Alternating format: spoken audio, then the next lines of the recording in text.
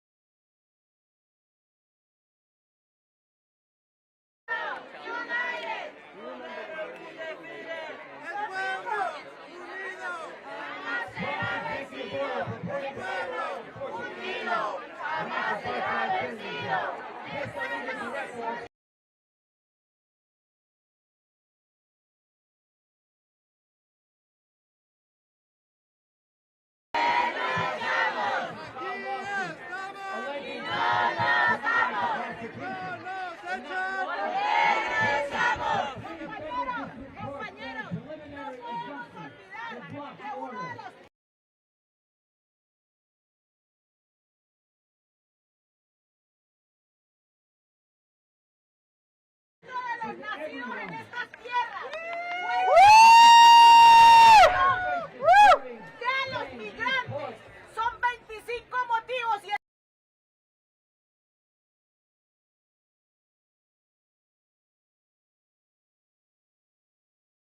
¿cómo se pueden olvidar? Si tenemos unos dirigentes que no leen la Constitución, estamos perdidos. No tendríamos por qué estar aquí. Si fue uno de los puntos aprobados que le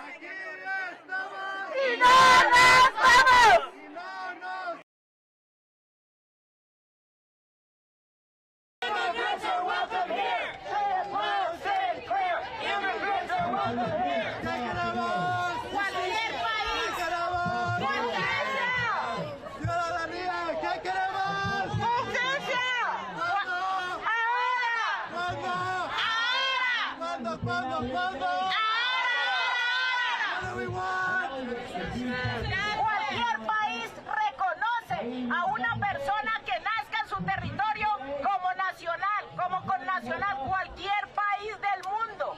Hay que tener dos dedos de frente para entender esto. Así es de que es una pérdida de tiempo tratar de modificar la Constitución. Gracias.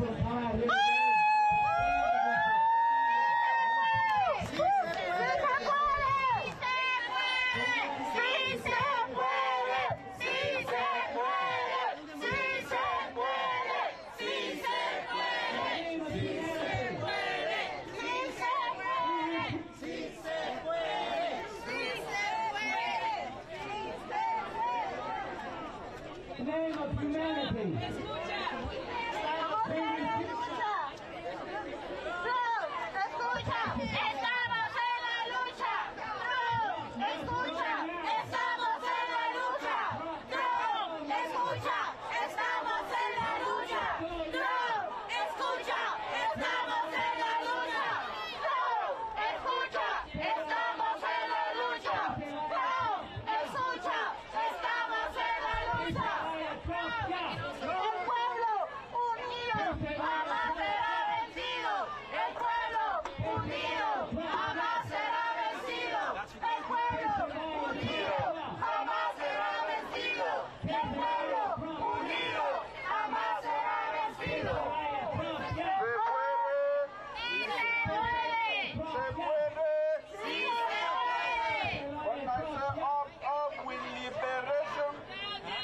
Deportation! Up with liberation! Down, down with deportation! Up with liberation! Down, down with deportation! Up with liberation! Down, down with deportation! Up with liberation! Down, down with deportation! Up with liberation! Down, down with deportation! Up with liberation! Down, down with deportation! Up with liberation! Down, down with deportation! Up with liberation! Down, down with deportation! Up with liberation! Down, down with deportation! Up with liberation! Down, down with deportation! Up with liberation! Down, down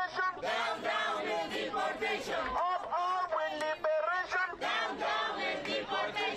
Up with liberation! Down, down with deportation! Up with liberation! Down, down with deportation! Up with liberation! Down, down with deportation! Up with liberation! Down, down with deportation! Up with liberation! Down, down with deportation! Up with liberation! Down, down with deportation! Up with liberation! Down, down with deportation! Up with liberation! Down, down with deportation! Up with liberation! Down, down with deportation! Up with liberation! Down, down with deportation! Up with liberation! Down, down with deportation! Up with liberation! Down, down with deportation! Up with liberation! Down, down with deportation! Se puede! ¡Sí se puede! Se puede! ¡Sí se puede! Show me what democracy looks like. This is what democracy looks like. Show me what democracy looks like. This is what democracy looks like. Show me what democracy looks like. This is what democracy looks like. Show me what democracy looks like.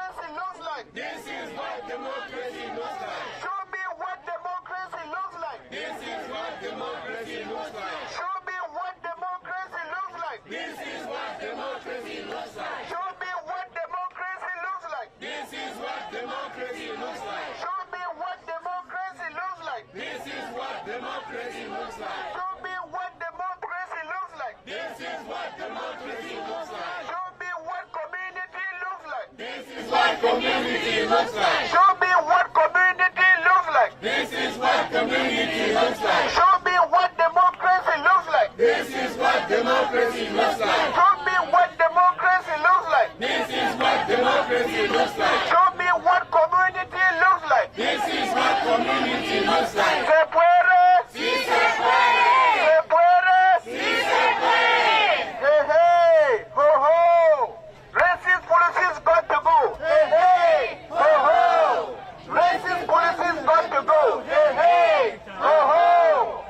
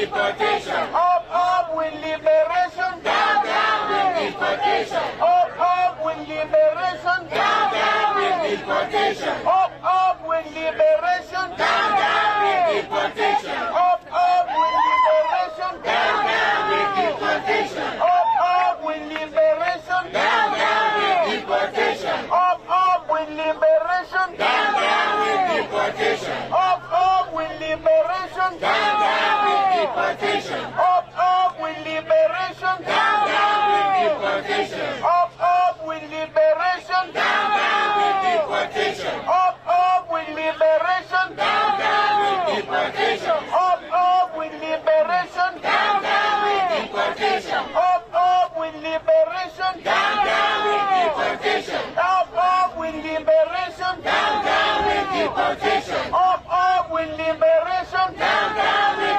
deportation. Up with liberation. Down, down with deportation. Up with liberation. Down, down with deportation. Up with liberation. Down, down with deportation. Up with liberation. Down, down with deportation. Up with liberation. Down, down with deportation. Up with liberation. Down, down with deportation. Up with liberation. Down, down with deportation. Up with liberation. Down,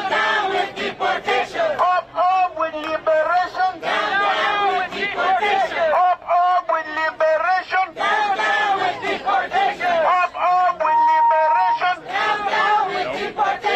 Up with liberation. Down, down with deportation. Up with liberation. Down, down with deportation. Up with liberation. Down, down with deportation. Up with liberation. Down, down with deportation. Up with liberation. Down, down with deportation. Up with liberation. Down, down with deportation. Up with liberation. Down, down with deportation. Up with Man, my knees can't do it anymore. No, you're good. Deportation. Up with liberation. Down, down with deportation. Up with liberation. Down, down with deportation. Up with liberation. Down, down with deportation. Se puede. Sí se puede. Se puede. Sí se puede. Se ve. Se siente. El pueblo está presente. Se ve, se siente, el pueblo está presente. Se ve y se siente. El pueblo está presente. Se ve y se siente. El pueblo está presente. ¿Qué queremos? ¡Justicia! ¿Qué queremos? ¡Justicia! ¿Cuándo? ¡Ahora! ¿Cuándo? ¡Ahora! ¿Cuándo? What do we want? ¡Justice! What do we want it? ¡Now! What do we want? ¡Justice! What do we want it? ¡Now! What do we want? ¡Justice! When do we want it? ¡Now! And if we don't get it, and if we don't get it, Shut it down! and if we don't get it, Shut it down! shut it down. Shut it down. Shut it down. Shut it down. Shut it down. Shut it down! Shut it down! Aquí estamos ¡Y no nos vamos! y no nos echan. ¡Porque luchamos! Aquí estamos ¡Y no nos vamos! y no nos echan. ¡Porque luchamos! Aquí estamos ¡Y no nos vamos! y no nos echan. ¡Porque luchamos! Say it loud, say it clear. Immigrants are welcome here. Say it loud, say it clear, immigrants are welcome here. Say it loud, say it clear. Immigrants are welcome here. Say it loud, say it clear, immigrants are welcome here. Say it loud, say it clear. Immigrants are welcome here. Say it loud, say it clear, immigrants are welcome here. Say it loud, say it clear. Immigrants are welcome here. Say it loud, say it clear. Immigrants are welcome here. Say it loud, say it clear. Immigrants are welcome here. Everywhere we go, Everywhere we go, people wanna know people want to know who we are. who we are. So we tell them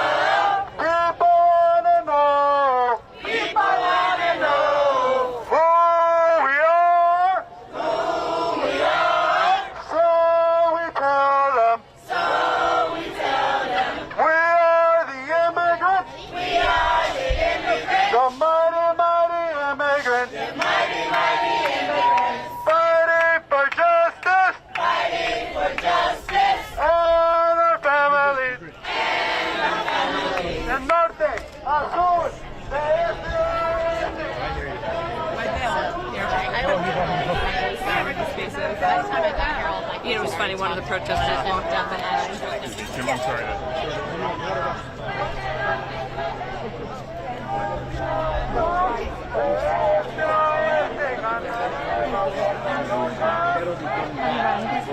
Es different. Es the copy that we found at that part.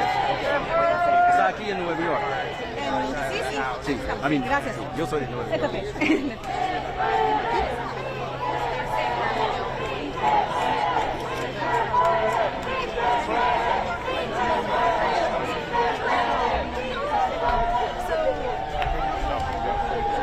Further in? Kept walking.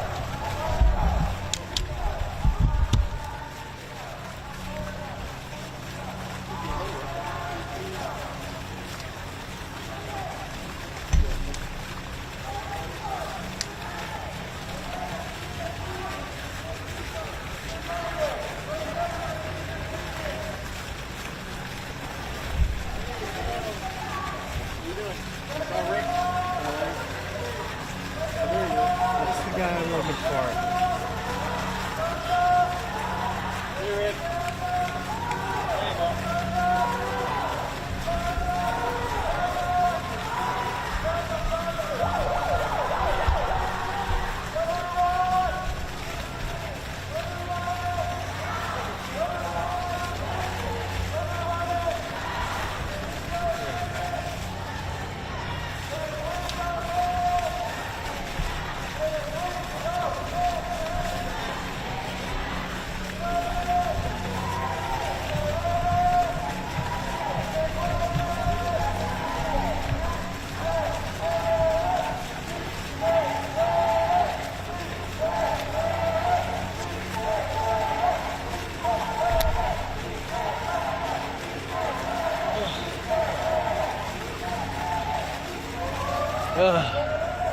Thanks. It's like being naked with no parking place. So are you going to, there, when I came in at like 8:30ish, You think it's filled? I should be able to get If it is, I need to move my car anyway to a different spot. If it's filled, I'll just find another spot. All right. You want to come see it? It's just a block away.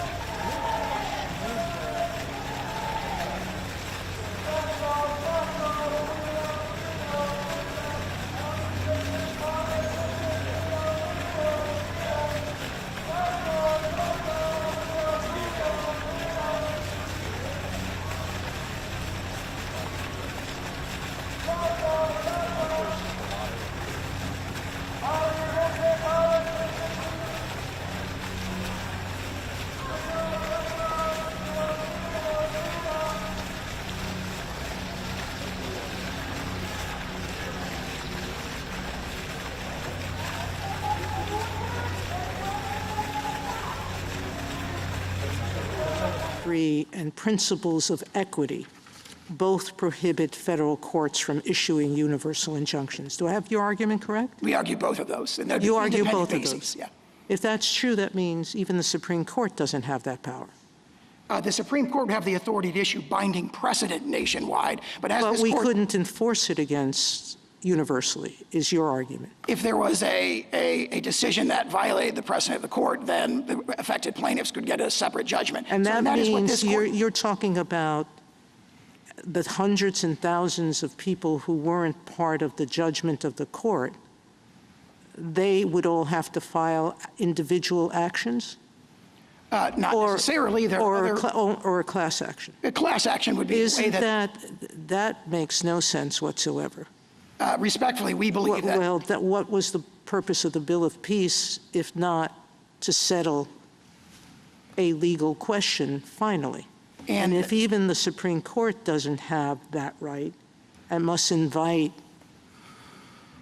hundreds of thousands of lawsuits, what are we buying into? If a set of claims satisfies the rigorous criteria of Rule 23, Rule 23 is the modern analog of a Bill of Peace. We have something very different here. No, we don't, because the argument here is that the president is violating an not just one, but by my count, 4 established Supreme Court precedents.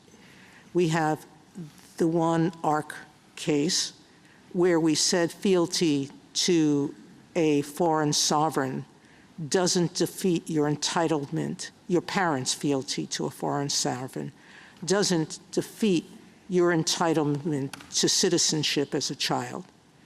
We have another case where we said that even if your parents are here illegally, if you're born here, you're a citizen. We have yet another case that says even if your parents came here and were stopped at the border, but you were born in our territory, you're still a citizen. And we have another case that says even if your parents secured citizenship illegally, you're still a citizen. So as far as I see it, this order violates 4 Supreme Court precedents. Yeah, and you are claiming that not just the Supreme Court, that both the Supreme Court and no lower court can stop an executive from universally from violating those holdings by this court. We are not claiming that because we're conceding that there could be an inappropriate case. Only a class, only by a class. Can I hear the rest of his answer? A Rule 23 class action. And then the more fundamental point as to all those Supreme Court decisions you referred to. So what do we do temporarily? Temporarily, the court may issue, the lower courts may issue injunctions that remediate the injuries to the plaintiffs that appear before them.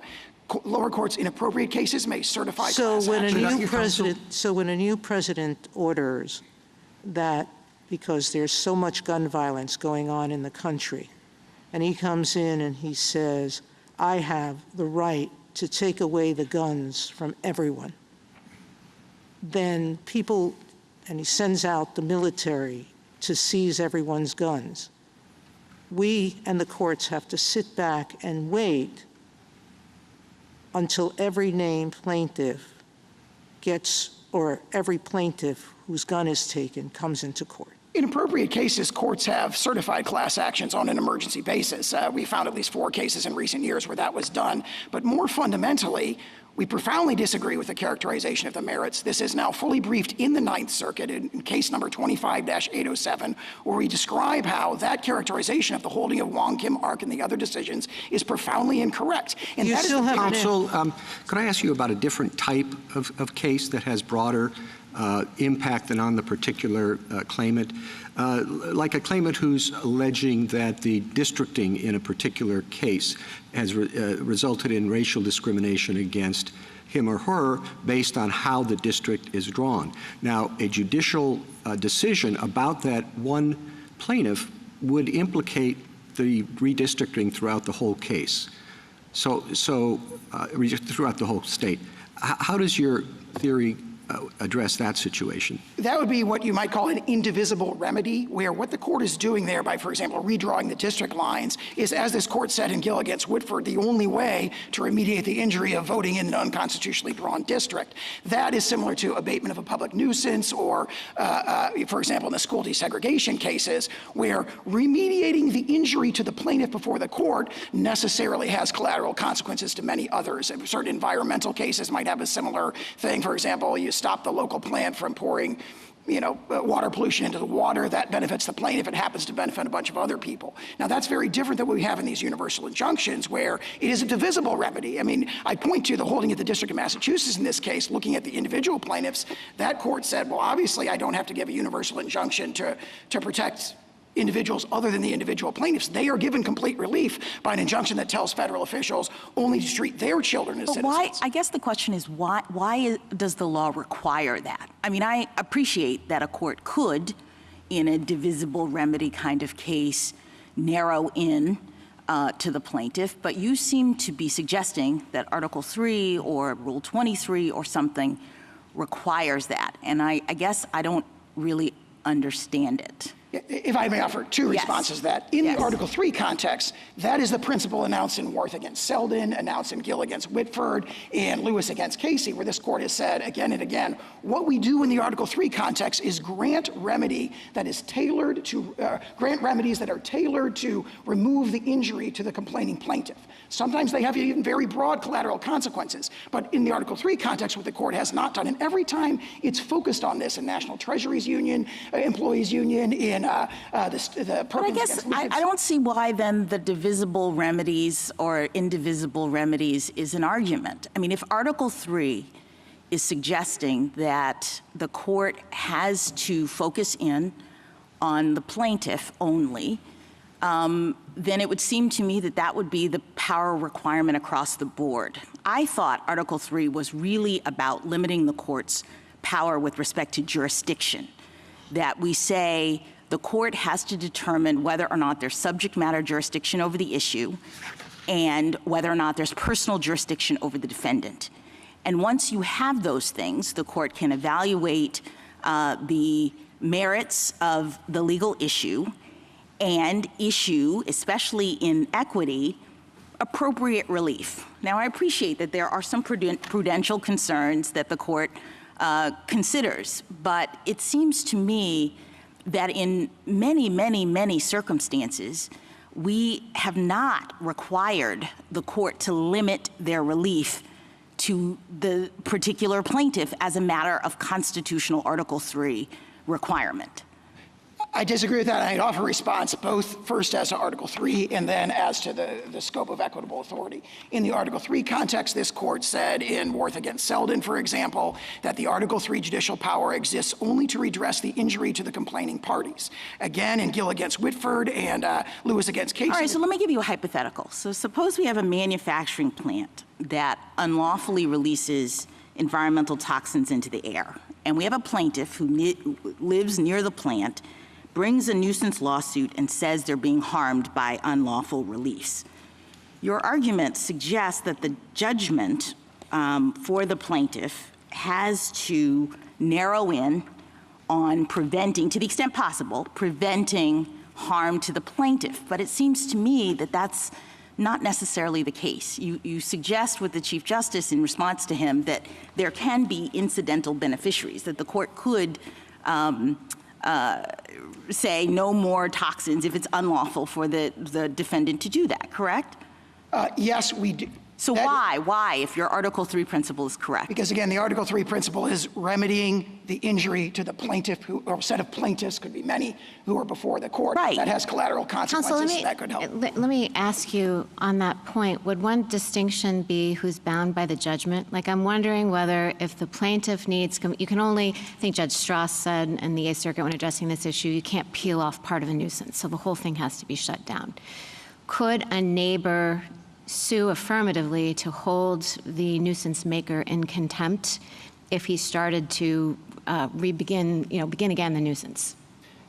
That's a great point. It would not be bounding on those collaterally benefited parties, so to speak. I don't want to call them parties because they're not parties before the court. And that, of course, highlights one of the deep problems with the universal. But why could you do that? Answer, though? Could you do that now for the universal injunction? Could a plaintiff, for example, who has the protection of the universal injunction but was not named in the suit, bring a contempt action of the sort I just described? They could not do that, but what they could do is run to any of 93 other judicial districts and bring their own lawsuit if the No. Under the injunction as it stands, under the injunctions as they stand, could a non-named plaintiff who has the benefit of the universal injunction that's currently in place, could that plaintiff bring a contempt proceeding? We would... Or I guess I shouldn't call them a plaintiff. Could that non-party? We would dispute that they would have the standing to do that because it goes to the heart of... Well, no.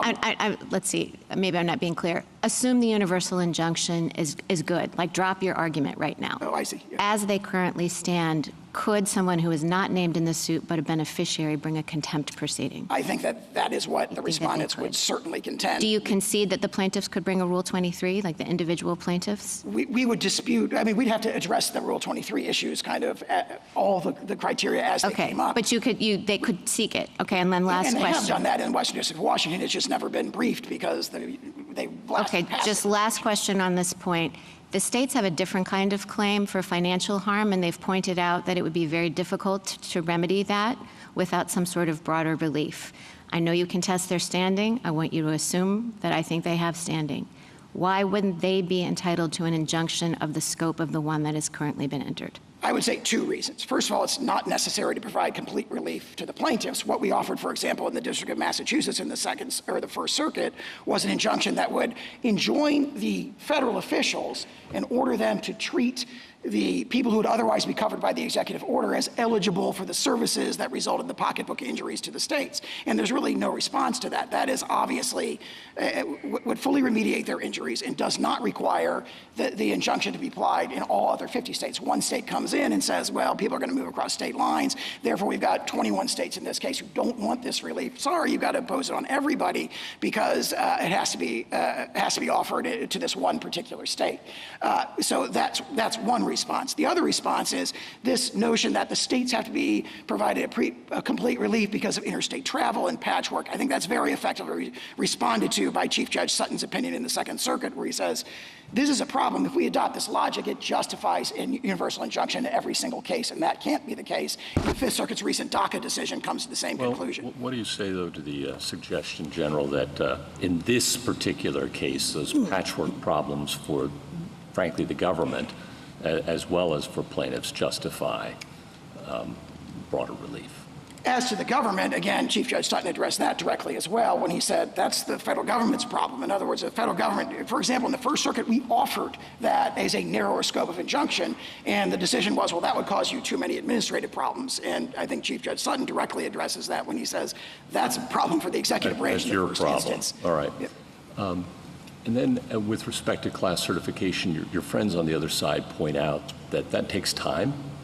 And there are, as you've emphasized, hurdles that have to be met to achieve class certification. And the argument, of course, is that the injury is immediate and ongoing, and as Justice Sotomayor suggested, might be seriously questioned as to its compliance with this court's precedents. Your thoughts?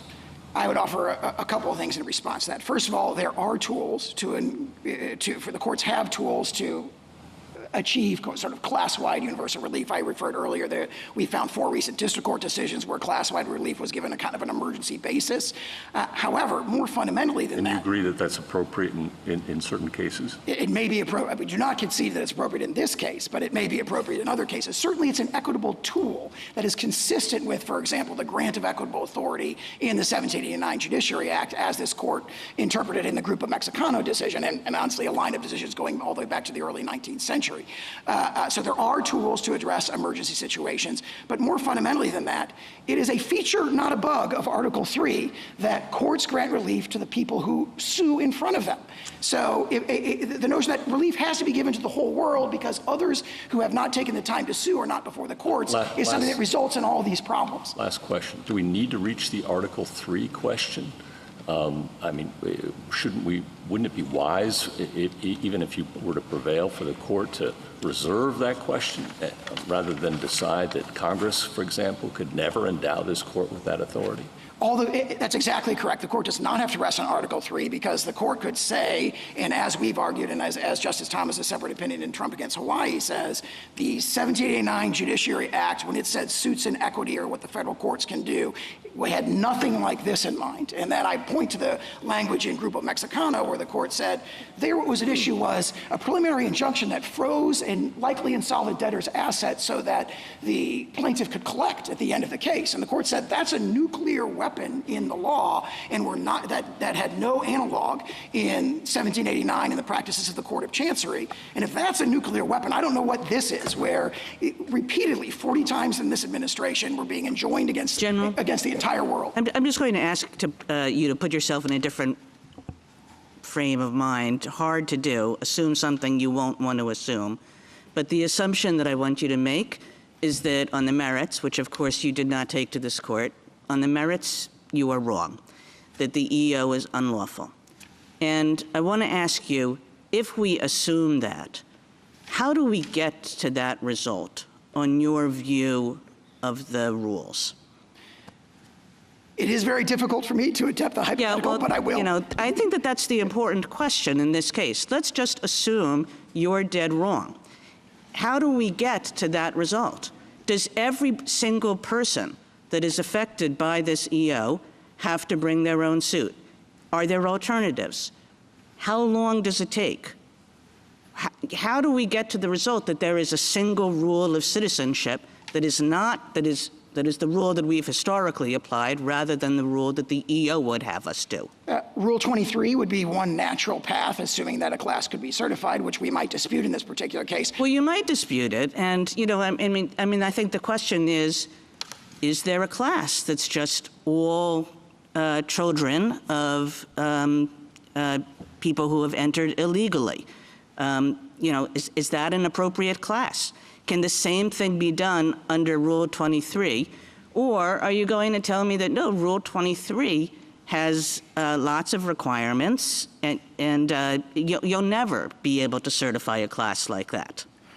Rule 23 provides the equitable tools subject to rigorous criteria, appropriately rigorous criteria, to obtain that kind of class-wide and emergency That suggests to me you're going to be standing up here in the next case saying that Rule 23 is inapt for this circumstance, with this number of people, maybe with some questions that are individual, who knows.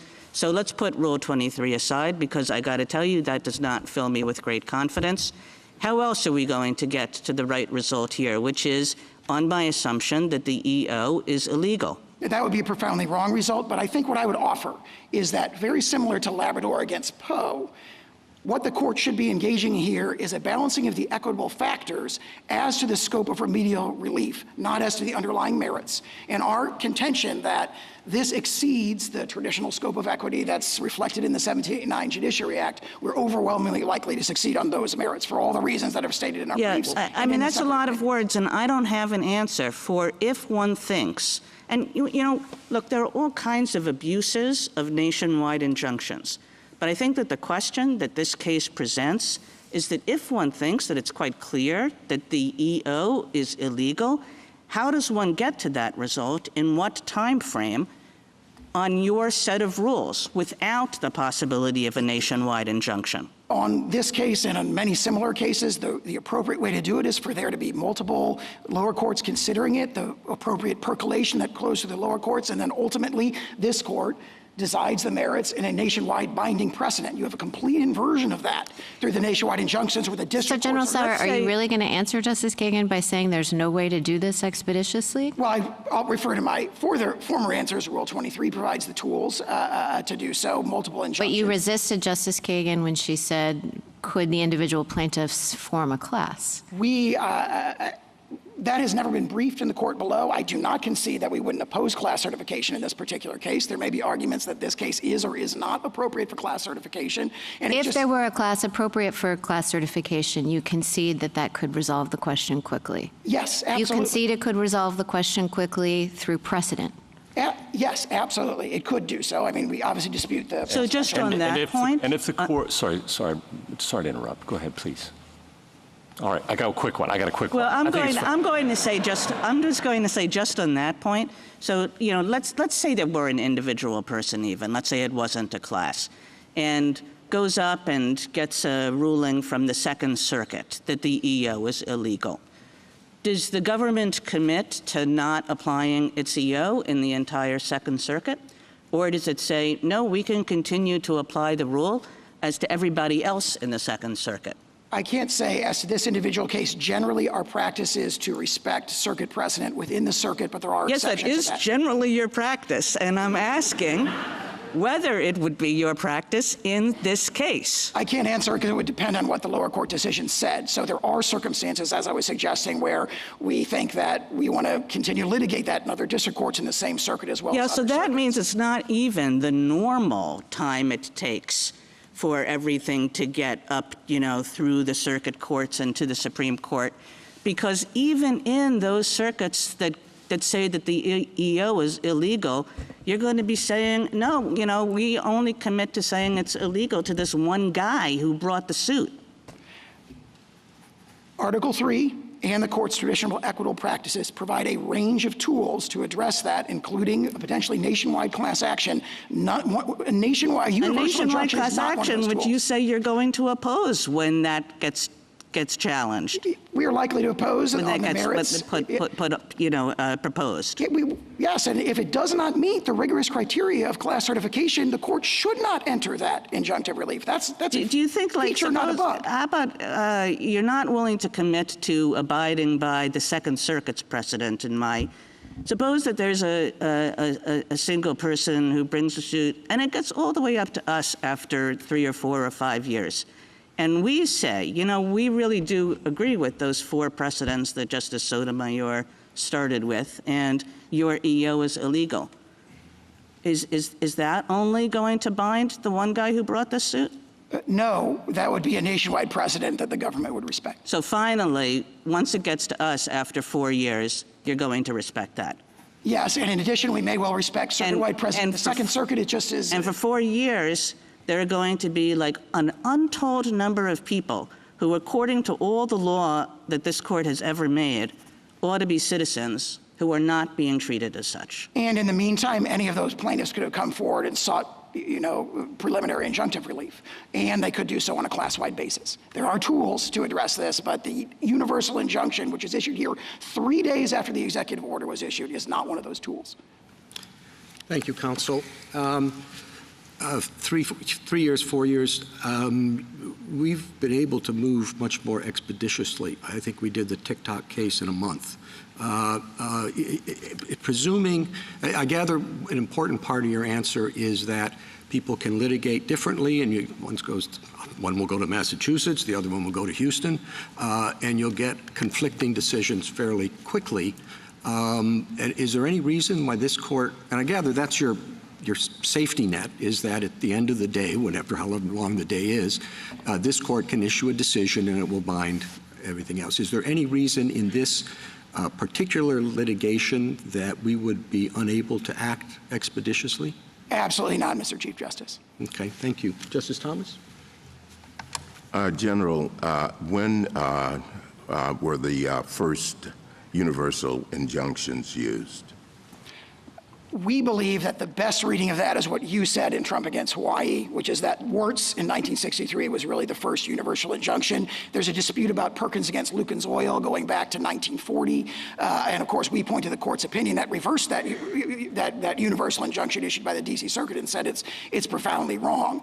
Now, if you look at the cases that the either party cite, you see a common theme. The cases that we cite, like National Treasury's Employment Union, Perkins against Lucas Oil, Frothingham and Massachusetts against Mellon, going back to Scott against Donald, and all of those are cases where the court considered and addressed the sort of universal, in that case, statewide issue of provision of injunctive relief. So when the court has considered and addressed this, it has consistently said you have to limit the remedy to the plaintiffs who are appearing in court and complaining of that remedy. So we survived until the 1960s without universal injunctions? That's exactly correct. And in fact, those were very limited, very rare, even in the 1960s. It really exploded in 2007 in our cert petition in Summers against Earth Island Institute. We pointed out that the Ninth Circuit had started doing this in a whole bunch of cases involving environmental claims.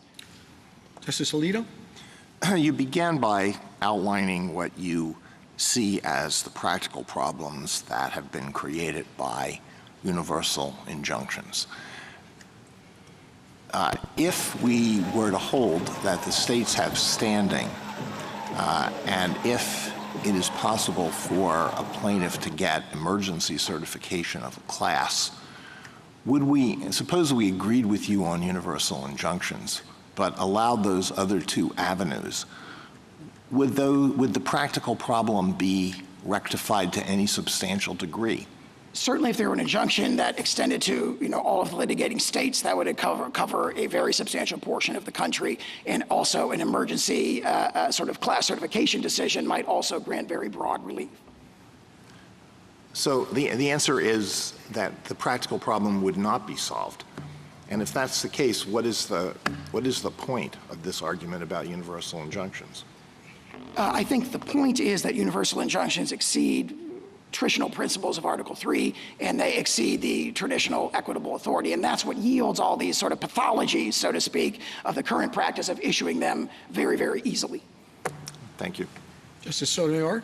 You answered Justice Gorsuch, I think correctly, that if Article 3 precludes universal injunctions, then even class actions are illegal.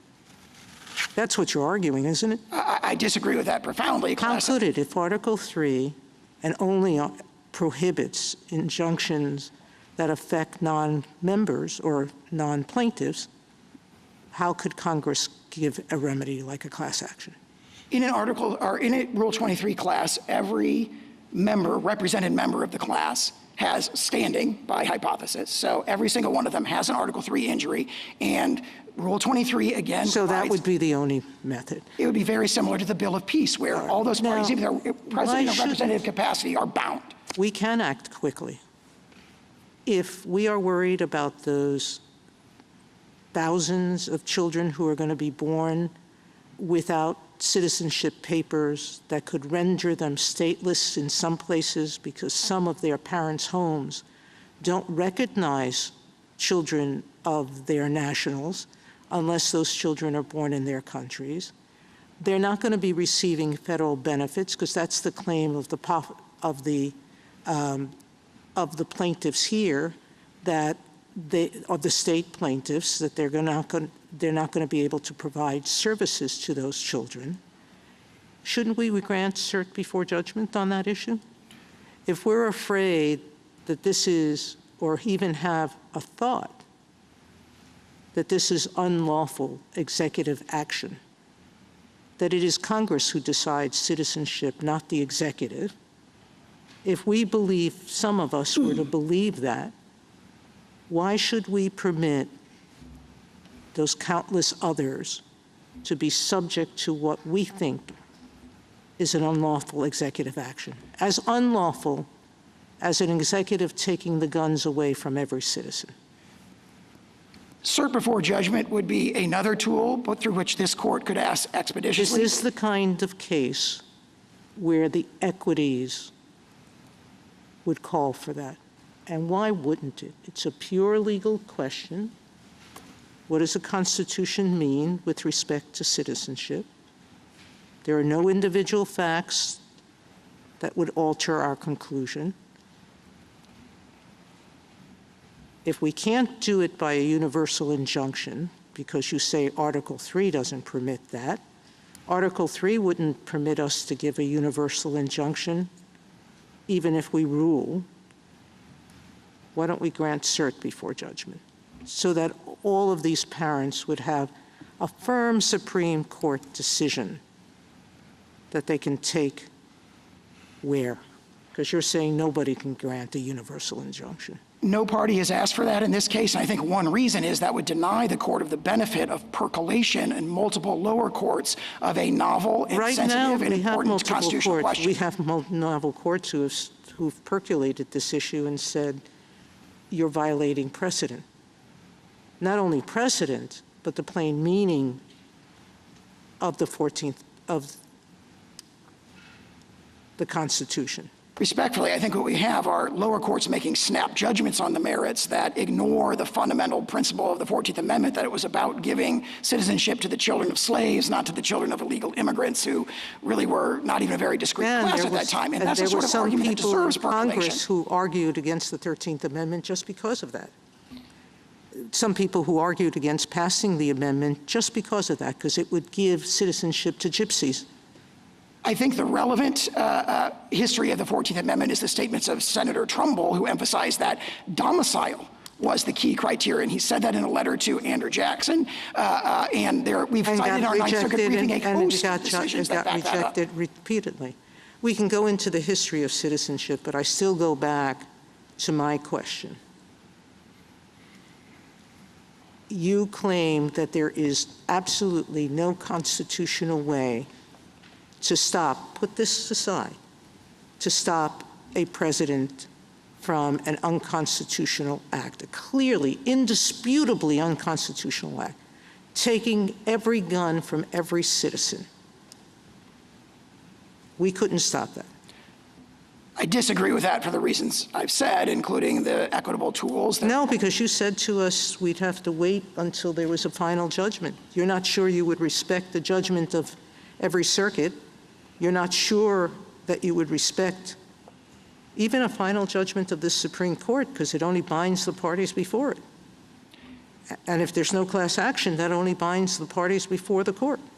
I don't think there's a, so to speak, really, really unconstitutional exception to the strictures of Article 3 or the scope of equitable authority, and the court should not recognize one, because what we see, not just in this case, but in the 39 others, is that the district courts who are issued these injunctions all passionately disagree with the thing that's being challenged in that. So that principle that, well, this we think is really unconstitutional, therefore we should ignore the general principles of Article 3, is not a principle the court ought to adopt.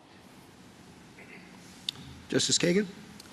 So, General, on this question of expedition, I mean, it sort of depends on the government's own actions in a case like this one, where one can expect that there is not going to be a great deal of disagreement among the lower courts. I mean, let's assume that you lose in the lower courts pretty uniformly, as you have been losing on this issue, and that you never take this question to us. I mean, I noticed that you didn't take the substantive question to us. You only took the nationwide injunction question to us. I mean, why would you take the substantive question to us? You're losing a bunch of cases, this guy over here, this woman over here, you know, they'll have to be treated as citizens, but nobody else will. Why would you ever take this case to us? Well, in this particular case, we have deliberately not presented the merits to this court on the question of the scope of remedies, because, of course, that makes it a clean vehicle where the court doesn't have to look at the past. You're ignoring the import of my question. I'm suggesting that in a case in which the government is losing constantly, there's nobody else who's going to appeal, they're winning, it's up to you to decide whether to take this case to us. If I were in your shoes, there is no way I'd approach the Supreme Court with this case. So you just keep on losing in the lower courts, and what's supposed to happen to prevent that? Again, I respectfully disagree with that forecast of the merits, but in response to the question, what I would say is we have an adversarial system, and if the government is not, for example, not respecting circuit precedent on the court's hypothetical in the Second Circuit, someone injured in the Second Circuit could take the case up, and they could say, look, the government is violating circuit precedent on the hypothetical multiple circuits. That's the case we're going to take? Somebody who says, you know, after we've said that this all has to be done one by one by one, then we're going to take a case from somebody who objects to proceeding one by one by one? I'm not sure I understand the question. I understood the hypothetical. If you win this challenge and say there is no nationwide injunction and it all has to be through individual cases, then I can't see how an individual who is not, you know, being treated equivalently to the individual who brought the case would have any ability to bring the substantive question to us. They would bring a lawsuit in the federal district courts against the government for an injunction protecting them. And if the government wasn't respecting, you know, on the hypothetical and then they win. And again, I mean, you need somebody to lose. but nobody's going to lose in this case. It's just you're going to have like individual by individual by individual, and all of those individuals are going to win, and the ones who can't afford to go to court, they're the ones who are going to lose. The tools that are provided to address hypotheticals like this, again, This is not a hypothetical. This is happening out there, right? Every court has ruled against you. We've only had snap judgments on the merits. Obviously, we're fully briefing the merits in the courts of appeals, and our arguments are compelling. More fundamentally, in response to the question. I'm suggesting to you, like the real brunt of my question is, in a case like this, the government has no incentive to bring this case to the Supreme Court because it's not really losing anything. It's losing a lot of individual cases which still allow it to enforce its EO against the vast majority of people to whom it applies. And again, Rule 23 provides an avenue to address those very concerns. Thank you. Justice Gorsuch? Well, Justice Kagan asked my questions better than I could have. How do you suggest we reach this case on the merits expeditiously? There is a number of tools the court could do that. We think this case is one that cries out for percolation, that the court should allow the lower courts to address the merits issue multiple times. It's currently on briefing in 3 different cases in the First, Fourth, and Ninth Circuits, and we think that that's the appropriate way to do it. If the court disagreed, obviously, when you lose one of those, do you intend to seek cert? If we lose, yes, absolutely. Justice Kavanaugh? So the technical problem here seems to be class-wide relief without the district courts going through the steps to assess whether a class should be certified, correct? Correct. Okay. And if you win here on this procedural point, it seems very likely that the day after, there are going to be suits filed all over the place seeking class-wide treatment, maybe statewide classes, circuit-wide classes, maybe nationwide classes. I'm sure they're being prepared now, right? And on what basis would you oppose a statewide class? I could imagine certain bases, and again, we haven't briefed this in the lower courts yet. You've been promising everyone here that Rule 23 is the cure-all. And I want to explore on what basis you would oppose a statewide class. Just take that one for now. For example, and again, this is very hypothetical because I'm not predicting that we will or will not oppose that. We haven't taken a position on that yet. If you were to oppose it, on what basis would you plausibly oppose it? There may be problems of commonality and typicality, for example. For example, there's 2 different sets of groups that are affected by the executive order. There are those where the mothers are temporarily present and those where the mother are illegally present. And in both cases, the father is neither a citizen nor a lawful permanent resident. So there might be issues of typicality. Adequacy of representation might very well be an issue. So there would have to be that rigorous application of those criteria. Now, the argument may be this is a case that is a natural candidate for a Rule 23b2 certification. That may well be true. The government hasn't taken a position on that. Our position is not that class certification will necessarily be granted. Our position is that Rule 23 is how these sorts of claims should be channeled. And you think, I think you just said, it's very possible that class certification may be granted. It is possible. We don't know yet because there was a class certification motion filed at the very beginning in the Western District of Washington, and it was just never briefed because obviously the pathology here is that the nationwide injunctions just go blowing past the class certification procedures. And I guess Rule 23b2, for a lot of the cases we've had over the past 25 years that you talk about where there have been universal injunctions or where the lower courts have had that, I mean, 23b2 could have been used in a lot of those, presumably, correct? Eviction moratorium, student loans, OSHA vaccine mandate. Do you see the possibility that 23b2 could have been used instead of, I mean, some of those were APA, but put aside the APA issue for now. Yeah, we do set aside that issue, if I may. I got it. But yes, I agree with that as to some, but none of the other cases. It's hard to see how, for example, Biden against Nebraska, where a state was the plaintiff, might have been a 23b2 class. And the Alabama Association of Realtors might have been a much better candidate for that. And again, not taking a position on the individual merits, our overarching point is there's a tradition of equity in this country that goes back to the English Court of Chancery, and what's happening in these universal injunctions, again, 40 times in this administration, at least 22 times in the last administration, 64 times in the administration before that, is just disregarding those appropriate procedures to seek this kind of global relief. I want to ask one thing about something in your brief. You said, quote, and of course this court's decisions constitute controlling precedent throughout the nation.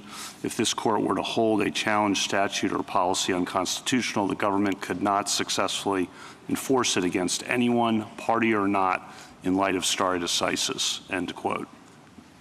You agree with that? Yes, we do. Okay. If you prevail here, the original executive order had a 30-day period before it took effect. If you prevail here, should there be any pause so that things can happen that need to happen for 30 days or some period of time, or should we not even worry about that? Yes, we can see that the 30-day ramp-up period that the executive order itself calls for never started because the universal TROs were entered almost immediately, and we don't dispute that there should be a 30-day ramp-up period. For another reason as well, which is that we've been enjoined from even doing guidance, even formulating a policy, and that itself is another problem with these injunctions. On the day after it goes into effect, this is just a very practical question how this is going to work. What do hospitals do with a newborn? What do states do with a newborn? I don't think they do anything different. What the executive order says in Section 2 is that federal officials do not accept documents that have the wrong designation of citizenship from people who are subject to the executive order. How are they going to know that? The states can continue to, the federal officials will have to figure that out. How? So you could imagine a number of ways that the federal officials could. Such as? Such as they could require a showing of, documentation showing legal presence in the country. For a temporary visitor, for example, they could see whether they're on a B-1 visa, which would exclude kind of the birthright citizenship in that context. For all the newborns? Is that how that's going to work? Again, we don't know because the agencies were never given the opportunity to formulate the guidance. They would have 30 They're only days. going to have 30 days to do this. You think they can get it together in time? They're under, that's what the executive order instructs them to do, and hopefully they will do so. Again, it's a speculative and hypothetical scenario because they were enjoined from even starting that process. And then last question. You mentioned before this has come up in the last 4 or 5 administrations primarily. I guess I've thought about that a lot too. Why? It seems why might be it's harder to get legislation through Congress, particularly with the filibuster rule. Presidents want to get things done with good intentions. The executive branches that work for those presidents push hard to, when they can't get new authority, to stretch or use existing authority. And they've been pushing. Understandably, all with good intentions, all the presidents, both parties, right, with good intentions pushing. Is that your understanding of why this has happened more, that there's less ability to get legislation? Because I'm trying to figure out the why to your opening about the last 4 or 5 administrations. I agree with it. I think that might be the why, but I'm curious what you think. I'm speculating about the motivations of the individual district judges who grant these, but one explanation might be this is an extraordinary power. It's a very strong power for the reasons the questions have reflected. Well, for a district let me judge just pause you right there. The underlying point is that these district judges are not just doing universal injunctions. They're finding these actions illegal because they're exceeding existing authority, and oftentimes we are too, when it gets to us, finding the actions of presidents of both parties unlawful because they exceed existing authority. So is that coming up more often why is that coming up more often? It's hard to do an historical analysis, but I would draw an analogy to the New Deal. And Professor Bray makes this point in his article that actually there were very, very passionate challenges to sort of nationwide policies during the Roosevelt administration, and they were not addressed by issuing universal injunctions. He cites an example where in one case, a policy had been held illegal, and there were like 1,600 injunctions against that policy, all protecting the individual plaintiffs. So if you look at the history, it's not clear that what we have of, disagreement, but difficulty, gridlock, getting things through Congress and so forth, that's not necessarily new. What is new, and is certainly unique to the last 5 presidential administrations, is having these given on this widespread basis and this systematic basis, 40 again in the last 4 months. Thank you. Justice Barrett? General Sauer, I want to ask you about a potential tension. Well, no, not potential tension, an actual tension that I see in answers that you gave to Justice Kavanaugh and Justice Kagan. You resisted Justice Kagan when she asked you whether the government would obey within the Second Circuit a precedent. I'm distinguishing between opinions and judgments here. Did I understand you correctly to tell Justice Kagan that the government wanted to reserve its right to maybe not follow a Second Circuit precedent, say, in New York, because you might disagree with the opinion? Our general practice is to respect those precedents, but there are circumstances when it is not a categorical practice. It is, and that is not this just a new administration's policy. practice or the longstanding practice of the federal government? And I'm not talking about in the Fourth Circuit, are you going to respect a Second Circuit? I'm talking about within the Second Circuit. And can you say, is that this administration's practice or a longstanding one? As I understand it, longstanding policy of the Department of Justice. Yes, that we generally, as it was phrased to me, generally respect circuit precedent, but not necessarily in every case. And some examples might be a situation where we're litigating to try and get that circuit precedent overruled and so forth. Well, okay, so I'm not talking about a situation in which, you know, the Second Circuit has a case from 1955 and you think it's time for it to be challenged. That's not what I'm talking about. I'm talking about in this kind of situation. I'm talking about this week, the Second Circuit holds that the executive order is unconstitutional, and then what do you do the next day or the next week? Generally, we follow those. So you're still saying generally? Yes. And you still think that it's generally the policy, long-standing policy of the federal government to take that approach? That is my understanding. Okay, so, but it sounds to me like you accept a Cooper versus Aaron kind of situation for the Supreme Court, but not for, say, the Second Circuit. Like where you would respect the opinions and the judgments of the Supreme Court, and you're saying you would respect the judgment, but not necessarily the opinion of a lower court. And again, I think in the vast majority of instances, our practice has been to respect the opinion as well, in the circuits as well, but my understanding is that has not been a categorical practice in the way respect for the precedents and the judgments of the Supreme Court has been. So you're not hedging at all with respect to the precedent of this court? That is correct. I believe the quotation from our application directly addresses that, and we stand by that completely. Okay. Next question. So this is also a follow-up to some of the questions that others have asked you about the merits of the order not being before us. Did I understand your answer to be because you think percolation is really important for this one? We do think percolation is really important for this one, but the reason the merits are not before is because we've only submitted a stay application on the scope of relief question, and as Labrador against Poe indicates, the scope of relief is a separate question for the merits. Oh, I understand it's a separate question, but there are plenty of times that the government comes to us and asks for both. Absolutely. For example, recently in the Wilkins and Cox application, we did exactly that. And the reason why you didn't ask for both here is because you think that the merits question needs percolation. Yes, but also more fundamentally, it illustrates that the very problem with these nationwide injunctions is they force this rushed, fast and furious decisions on the merits. So I think it would be very inappropriate in this case to come to a stay application saying, please give us a rushed, decision on the merits of something that's very complex. But the government's done that in other cases too, right?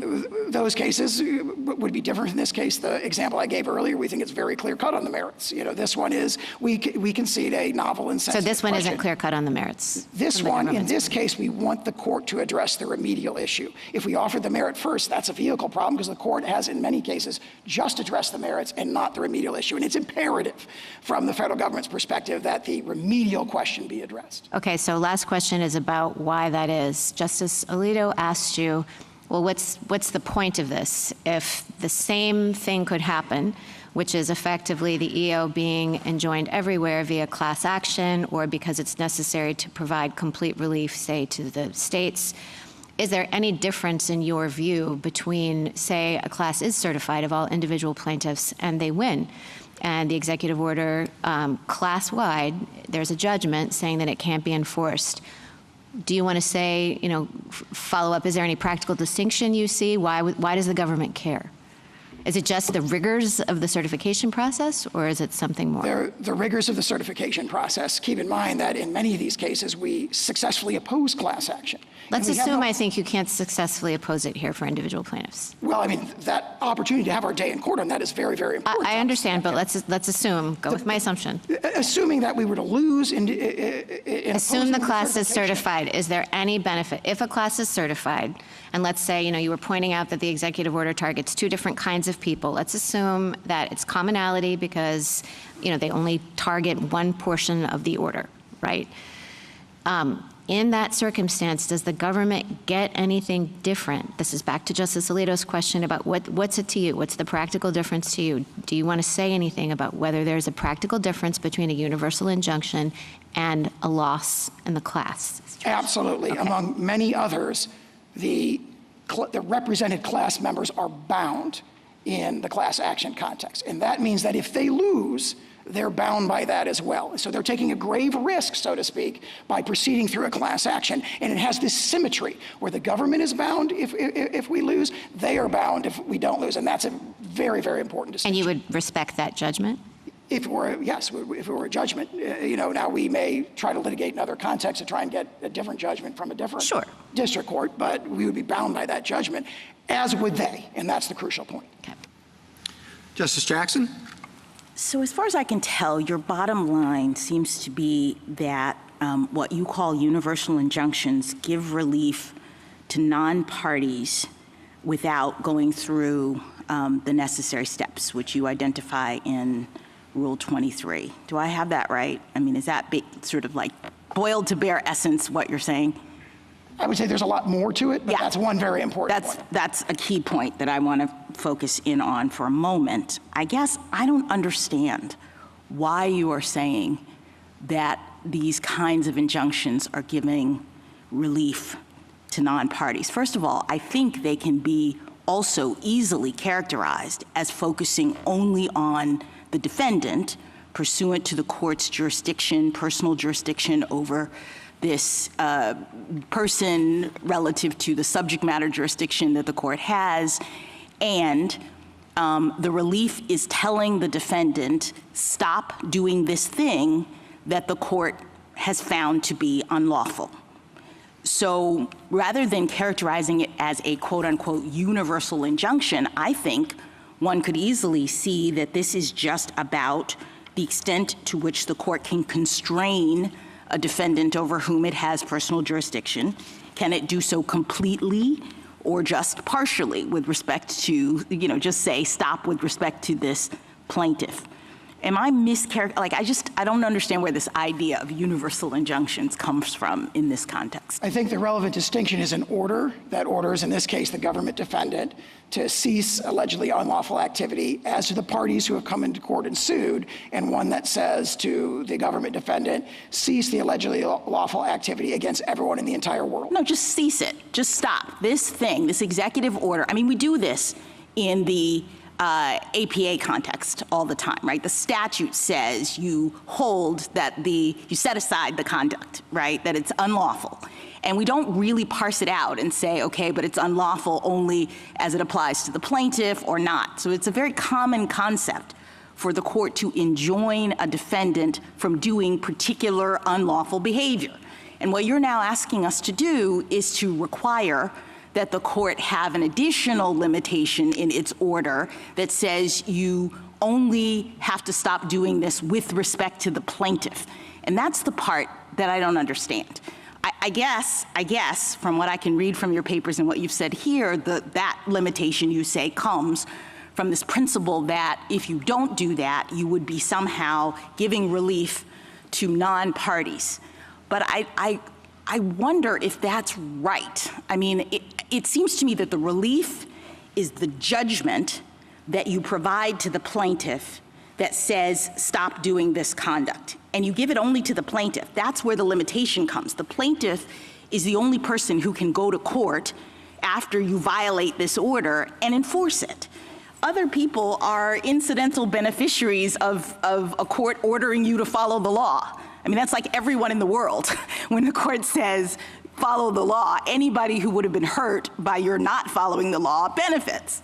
Okay, I don't understand why that would limit the court in its ability to tell you, don't do this unlawful conduct. Two responses to that. Yes. There's a lot there. Two responses to that. One is that principle that your question referred to is the holding of the court in Worth against Selden, and it's reaffirmed in Gill against Whitford, in Lewis against Casey, and similar cases, that the authority of the federal court, whether it's viewed as arising under Article 3 or under its traditional scope of equitable authority, is to remediate the injuries to the complaining party. And then to address your question about— Can I just stop you there? I'm, as the court, remediating the injury by telling the defendant to stop doing this behavior. The plaintiff has brought a claim that this executive order is unlawful. I look at it, I litigate it, and I say, you're right. Stop doing it. You cannot enforce this order. So I don't understand why that's like outside the scope of Worth versus Selden. If the court in that case is imposing what we've called an indivisible remedy, for example, vacator under the APA, there's a debate about what set aside means. Assuming it means to vacate, then the remedy that Congress has provided as a condition of its delegation to the agency is if one part of the, if the regulation is unlawful, then the remedy granted, which directly remediates the plaintiff's injury on that hypothetical, is an indivisible remedy that benefits others. Here in this case, and in all the other 40 cases, we see something totally different. Yeah, I understand. It's not necessary to remediate the injuries of the plaintiff before them. That is the— I understand. Let me just turn your attention to one other thing, because the real concern, I think, is that your argument seems to turn our justice system, in my view at least, into a catch-me-if-you-can kind of regime from the standpoint of the executive, where everybody has to have a lawyer and file a lawsuit in order for the government to stop violating people's rights. Justice Kagan says, let's assume, for the purpose of this, that you're wrong about the merits, that the government is not allowed to do this under the Constitution, and yet it seems to me that your argument says we get to keep on doing it until everyone who is potentially harmed by it figures out how to file a lawsuit, hire a lawyer, et cetera. And I don't understand how that is remotely consistent with the rule of law. A system, and I appreciate that you go back to English common law and the Chancery Court, but they had a different system. The fact that courts back in English Chancery couldn't enjoin the king, I think, is not analogous or indicative of what courts can do in our system, where the king, quote unquote, the executive, is supposed to be bound by the law. And the court has the power to say what the law is. And so one would think that the court could say, this conduct is unlawful and you have to stop doing it.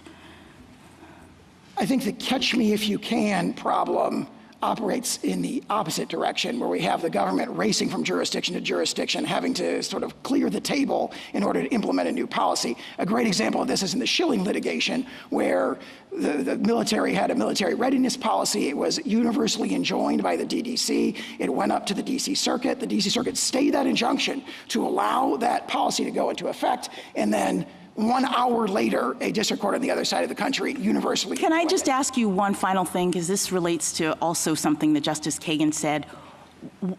I would think we'd want the system to move as quickly as possible to reach the merits of the issue, and maybe have this court decide whether or not the government is entitled to do this under the law.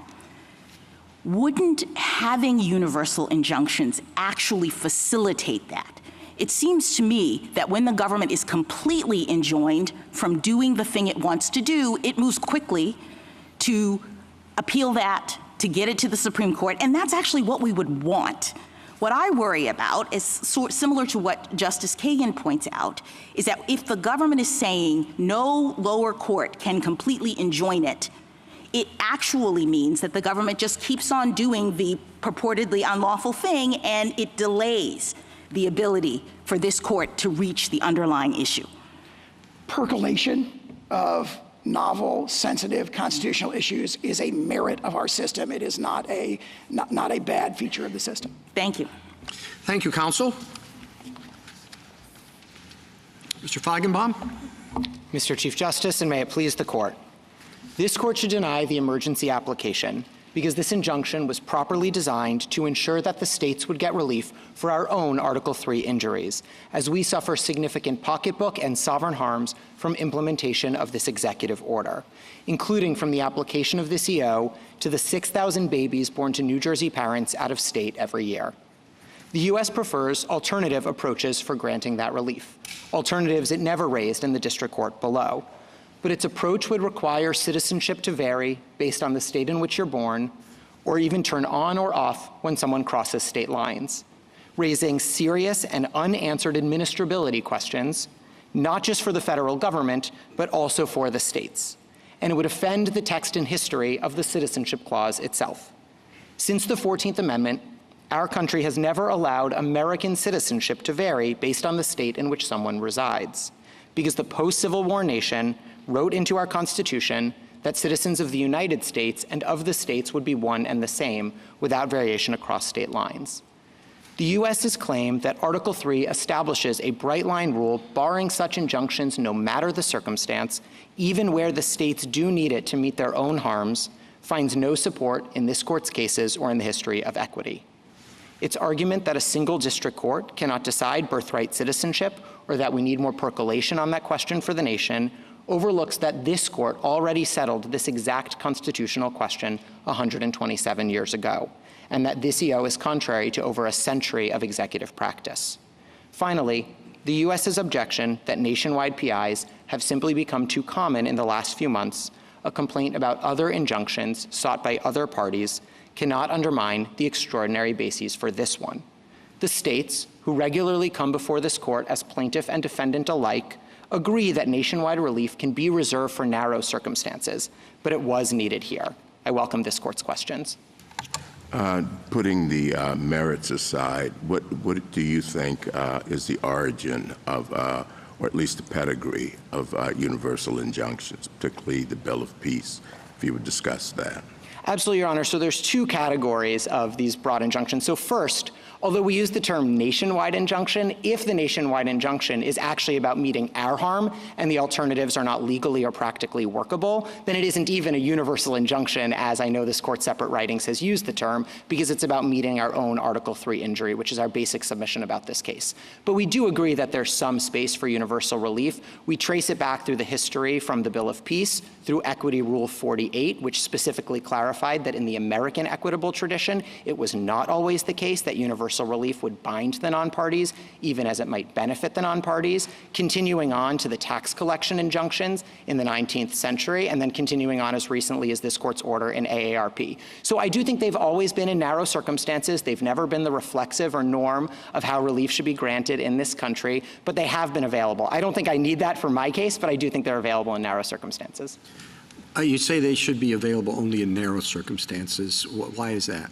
Yeah, so I could offer the three that I think make the most sense, but we're mindful of some of the concerns that the United States raises. We are states who've benefited from federal policies. We are states who have our own statutes and policies. So sometimes we are on the other side of the V in cases involving universal relief. So we are sympathetic to some of the concerns the United States has about percolation, about running the table in particular cases. We just don't think that that supports a bright line rule that says they're never available. And we've identified, I think, at least three circumstances where they would make sense to be available.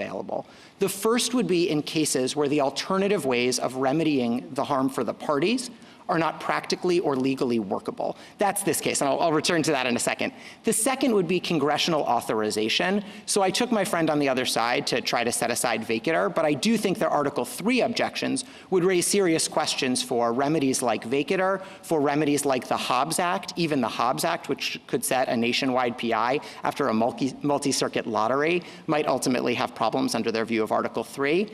And then the third thing I would say is there may be cases in which the alternative forms of getting non-party relief are not legally or practically available. So that might be a case like AARP, or even a case like this one, where district courts could consider the availability of the class action device, but if it couldn't move fast enough, because Rule 23 doesn't include TROs and PIs, if it couldn't move fast enough in those contexts, courts might need to step in anyway. But I think we fit in the first bucket in this particular case, because the alternative ways of remedying our particular significant pocketbook harms to the tunes of millions of dollars can't be remedied, as the district court found below, without granting us this kind of relief.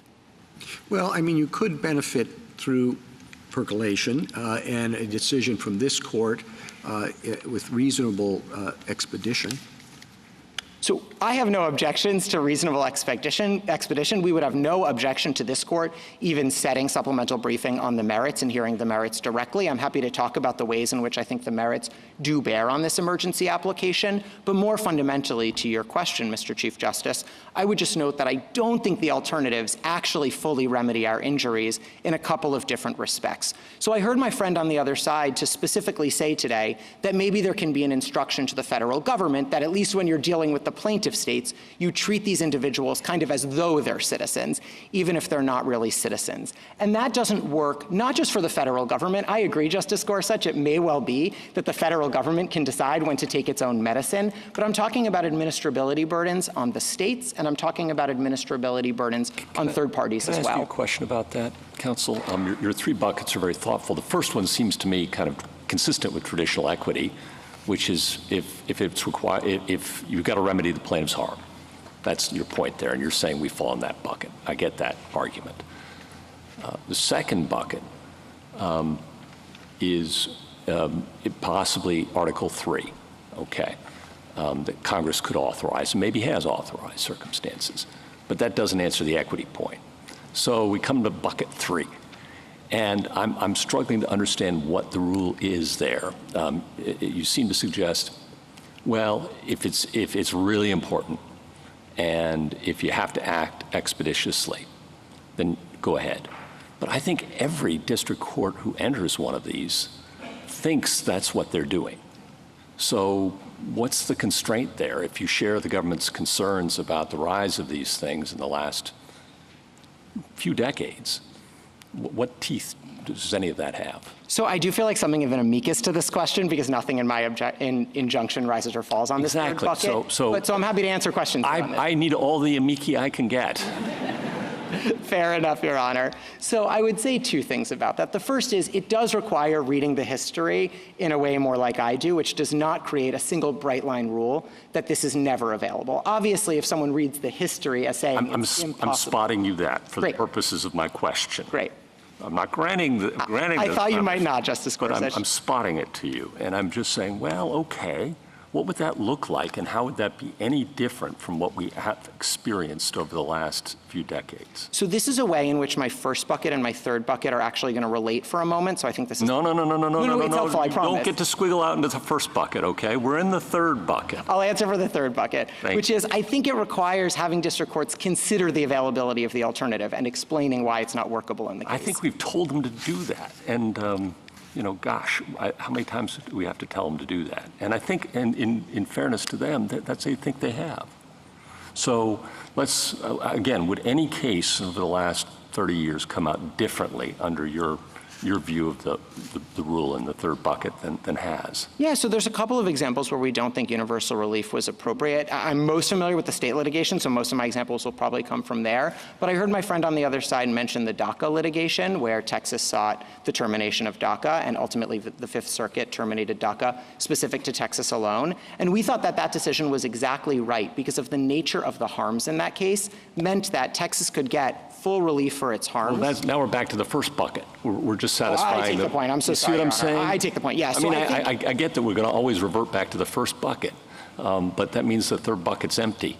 I totally take the point. I think AARP is a good illustration of the third bucket that this court confronted recently, where it was the case that there was this rush, just a few hours, not possible to go through class certification. You heard my friend on the other side talk about the rigors of class certification, and I don't think my friend on the other side would agree. It could be done in 3 hours through the night, and so there were necessity to step in. Do you agree about the rigors of class certification? It seems to me that 23B2 classes, and you probably, if you have to, are going to be arguing that they're not so rigorous to meet for injunctive relief for national policies that are uniform. So the most important thing that hasn't come up in the discussion this morning yet is that they're not available for state litigation. It talks about persons, it talks about appointment of class counsel, it talks about going through this certification process.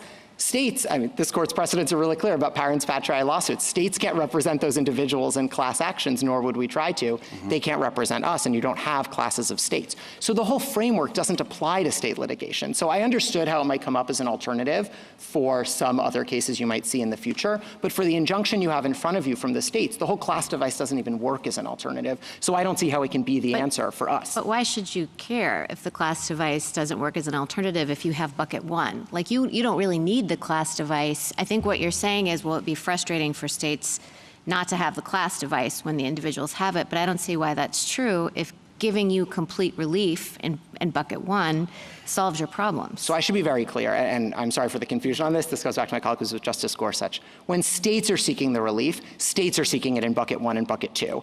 As an amicus to the other injunction I recognize courts are looking at, I think bucket three could be available. We aren't seeking relief when it falls into bucket three, because as I was saying earlier, we're not going to be seeking relief for other parties. This court's cases, like Brackeen, make very clear we aren't suing to vindicate the injuries that third parties and our residents are suffering. So when states come before you, the questions that you would ask are the alternative ways of remedying our injury going to be practically or legally workable? And you're going to ask, did Congress authorize it, which gets to the vacator question, which gets to the Hobbs Act question, and so on. And on that first bucket, which I think describes this case well, I had a hard time with some of the colloquies earlier today because I think they were missing some really serious burdens that the states are still going to have to bear in this case if we get something less than a nationwide injunction. I think it's going to hinder the administration of our benefits programs. I think it's going to hinder the participation in our benefits programs. And I think it's going to produce unprecedented chaos on the ground. And I might offer examples of each. Before you do, I'm sorry, I got one more. Not at all. How would you get this? How would you get the merits of this case to us promptly? So there's two different ways that this court could think about doing it. So the first is, I heard a couple colloquies earlier today to suggest that maybe the states should sort of have to take some of the burdens on ourselves because, okay, some people move in, maybe that's just something that equity shouldn't care about. And it may be true, this is Hornbook equity, that in some cases states don't get complete relief for the harms that they suffered. We just have to eat some of the administrability burdens. But the merits have always come into that, because that is just about remedying a party's own injuries. And the strength of the ability to remedy our injuries is going to turn on a peak on the merits. This is partially Ohio versus EPA and building on Justice Kavanaugh's Labrador concurrence, where this court said you might have some states who really like a policy and some states who want to get relief from the policy, and how you reconcile those two things, who should get relief, who should benefit from the policy, will turn in part on a peak at the merits because we have a greater right to relief from it. I appreciate that. How do we get to the merits fast? This court could set supplemental briefing on the merits by an order tomorrow if it wished, specifically to say the federal government has proposed that states get less than complete relief in this case. We could not possibly think about giving the states less than complete relief without looking at the merits. We want briefing. Put that aside. Assume we've just got the remedial question before us, and we're going to decide the remedial question one way or the other. Then what? Oh, then I share some of Justice Kagan's concerns from earlier that it would rely on the United States. I appreciate you share those concerns. How would you address them? How would the states plan to get this case to the court promptly? I think it's very hard to think about how the states would lose this case given the state of Supreme Court precedent. It creates very weird incentives on the certiorari docket when there's already binding precedent from this court. We do suffer harms from the application of this executive order beyond our borders that we need relief from. If we don't get a full remedy from that, I suppose we could ultimately seek cert before judgment on the basis that we still have Article III injuries that we're suffering, but we'd be asking this court to grant review from a circuit precedent we won on the basis that we have continued injuries. It's not impossible. This court knows best when it grants cert and when it doesn't. I would think it's not the cleanest way to tee up a case historically, and so it would raise some real concerns to the colloquies earlier today about how this case would ultimately come before this court. Are you telling us that we really can't decide the question that we asked to have briefing and argument on without taking a peek at the merits? So I'm not saying that at all. So there's two different ways to think about this case, Your Honor. One is to say, absolutely, the states need to get complete relief for their injuries, and then let's figure out the best way to do it, and we think the alternatives are not workable and not legal. If this court is going to entertain giving us anything less than full redress for all of the Article 3 injuries we bring before you, I don't see how that can be entertained without a peek at the merits, because you always look at the merits to decide should we get 100% or 90% of our own injuries redressed. Would a decision on the matter that I understood to be before us, the narrow question that I understood to be before us, be helpful in any way if we do not peek at the merits and we also do not decide whether you have standing? So I'm not sure how you could decide whether or not we got an appropriate scope of relief without figuring out what our own injuries are. Because how you decide, this is the United States' own argument, how you decide whether or not we should get relief for our own injuries turns on what our injuries are that require relief. And so I do think we have pretty significant pocketbook injuries, like in Nebraska, to the tunes of millions of dollars. And whether we get those remedies or don't get those remedied is going to turn on the merits, is going to turn on the nature of the harms, and then ultimately the workability of the alternatives. Thank you, counsel. Justice Thomas?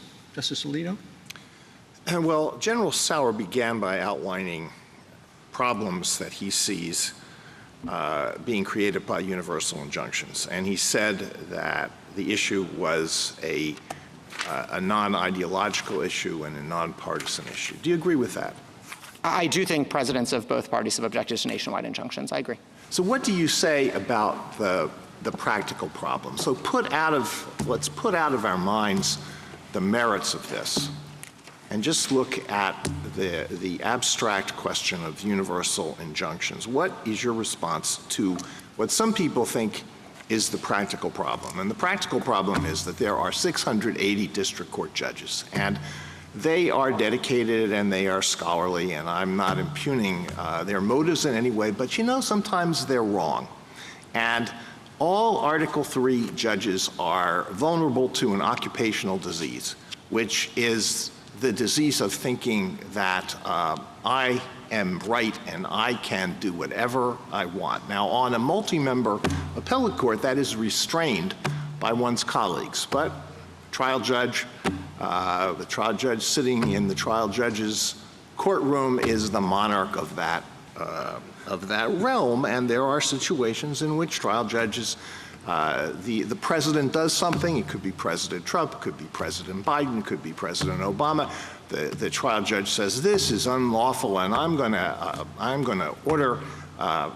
to enjoin it, and I'm convinced I'm right, so I'm not going to stay the injunction. And then an application is made to the Court of Appeals to stay the injunction. The Court of Appeals gives it the back of the hand, and then the case comes immediately to us in the context of an emergency application.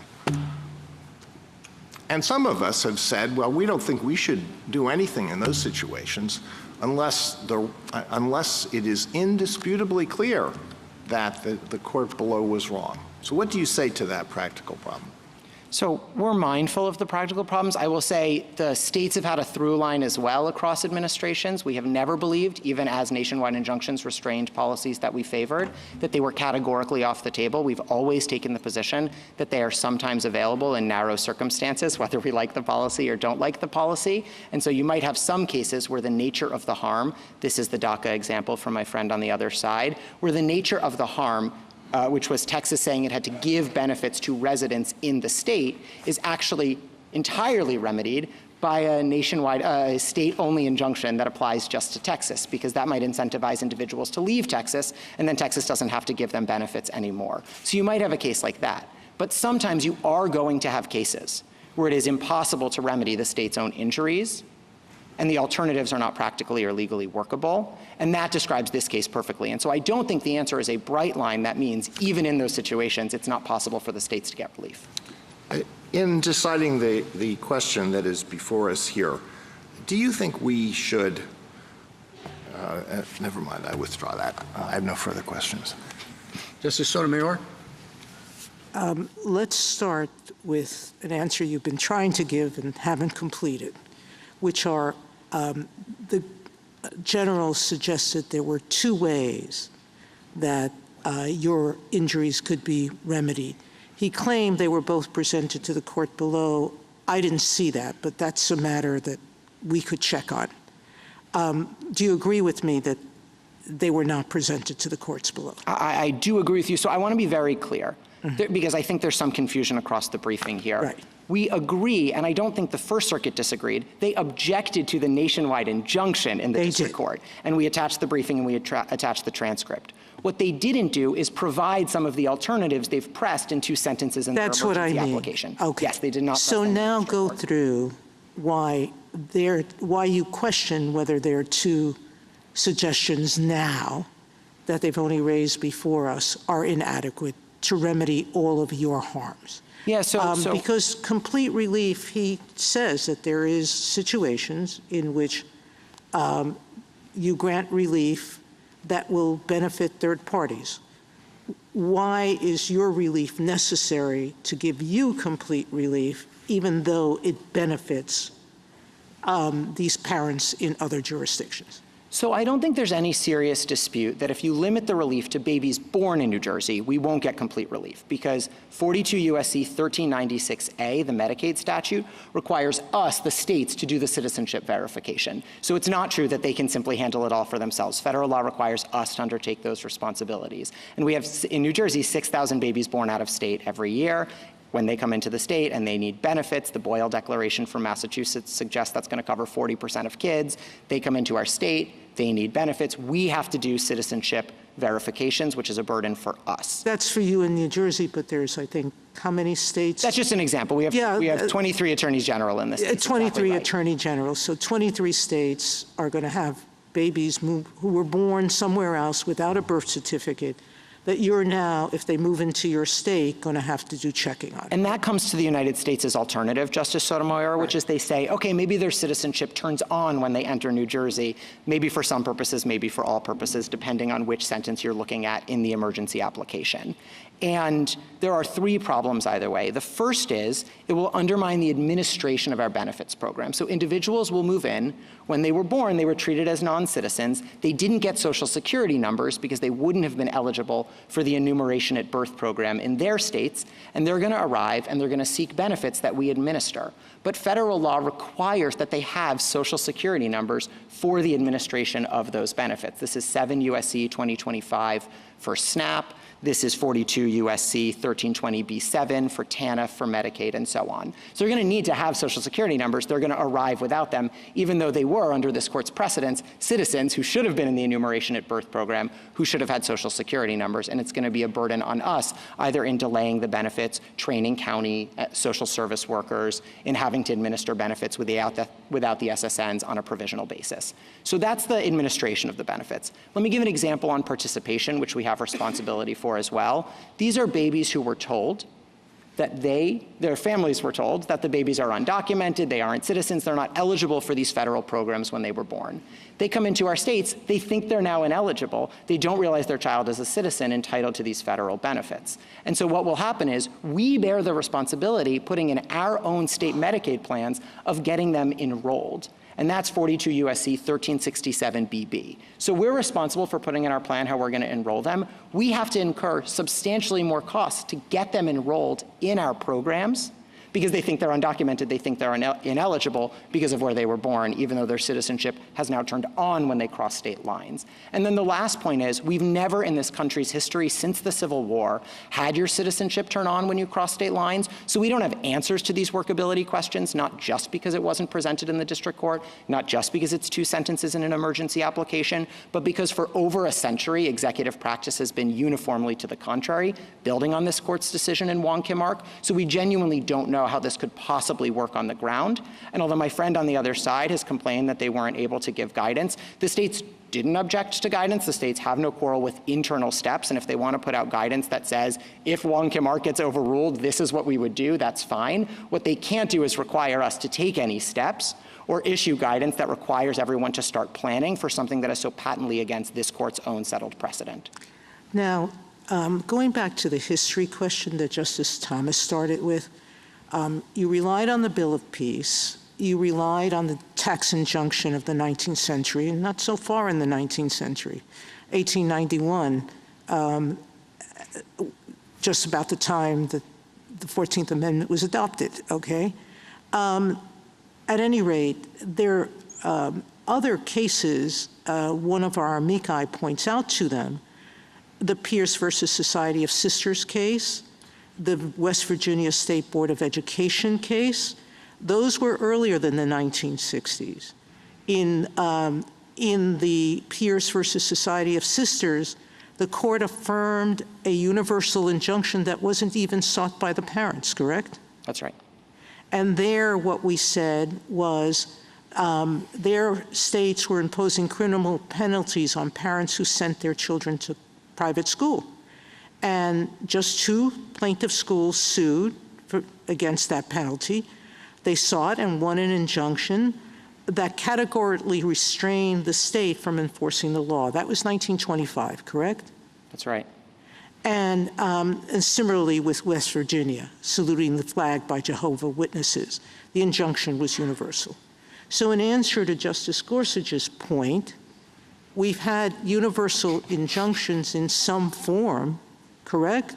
Since the founding. That's right. If I can make 2 points on that, Justice Sotomayor. Correct? Exactly. So I agree with your reading of the equitable history, that it goes back from the English Pill of Peace through Equity Rule 48, through the tax collection injunctions, through Equity Rule X, through the Ex parte Young period you're referring to, through AARP just a few weeks ago. So I agree with your read of the history. But I just want to make one quick point. Well, let me, go ahead, make your point, but I want to finish this thought, which is, you started earlier by saying universal injunction should not be the preferred remedy, and it should be limited. You've suggested 3 ways to limit it.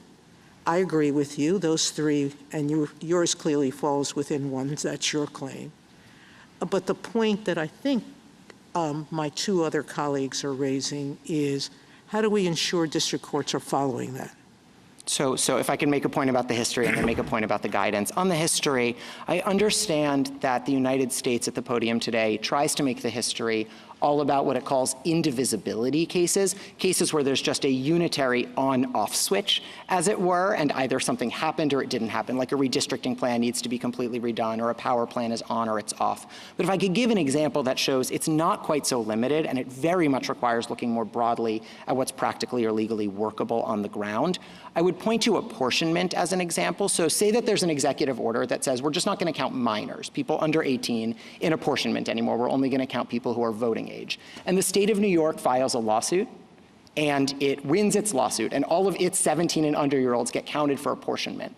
That isn't indivisible in any way. It's not a redistricting plan, it's not a power plant, but it is going to skew apportionment in a way that is totally unfair, practically and legally, to third parties, because now 17-year-olds are being counted in New York, but they're not being counted in Oklahoma.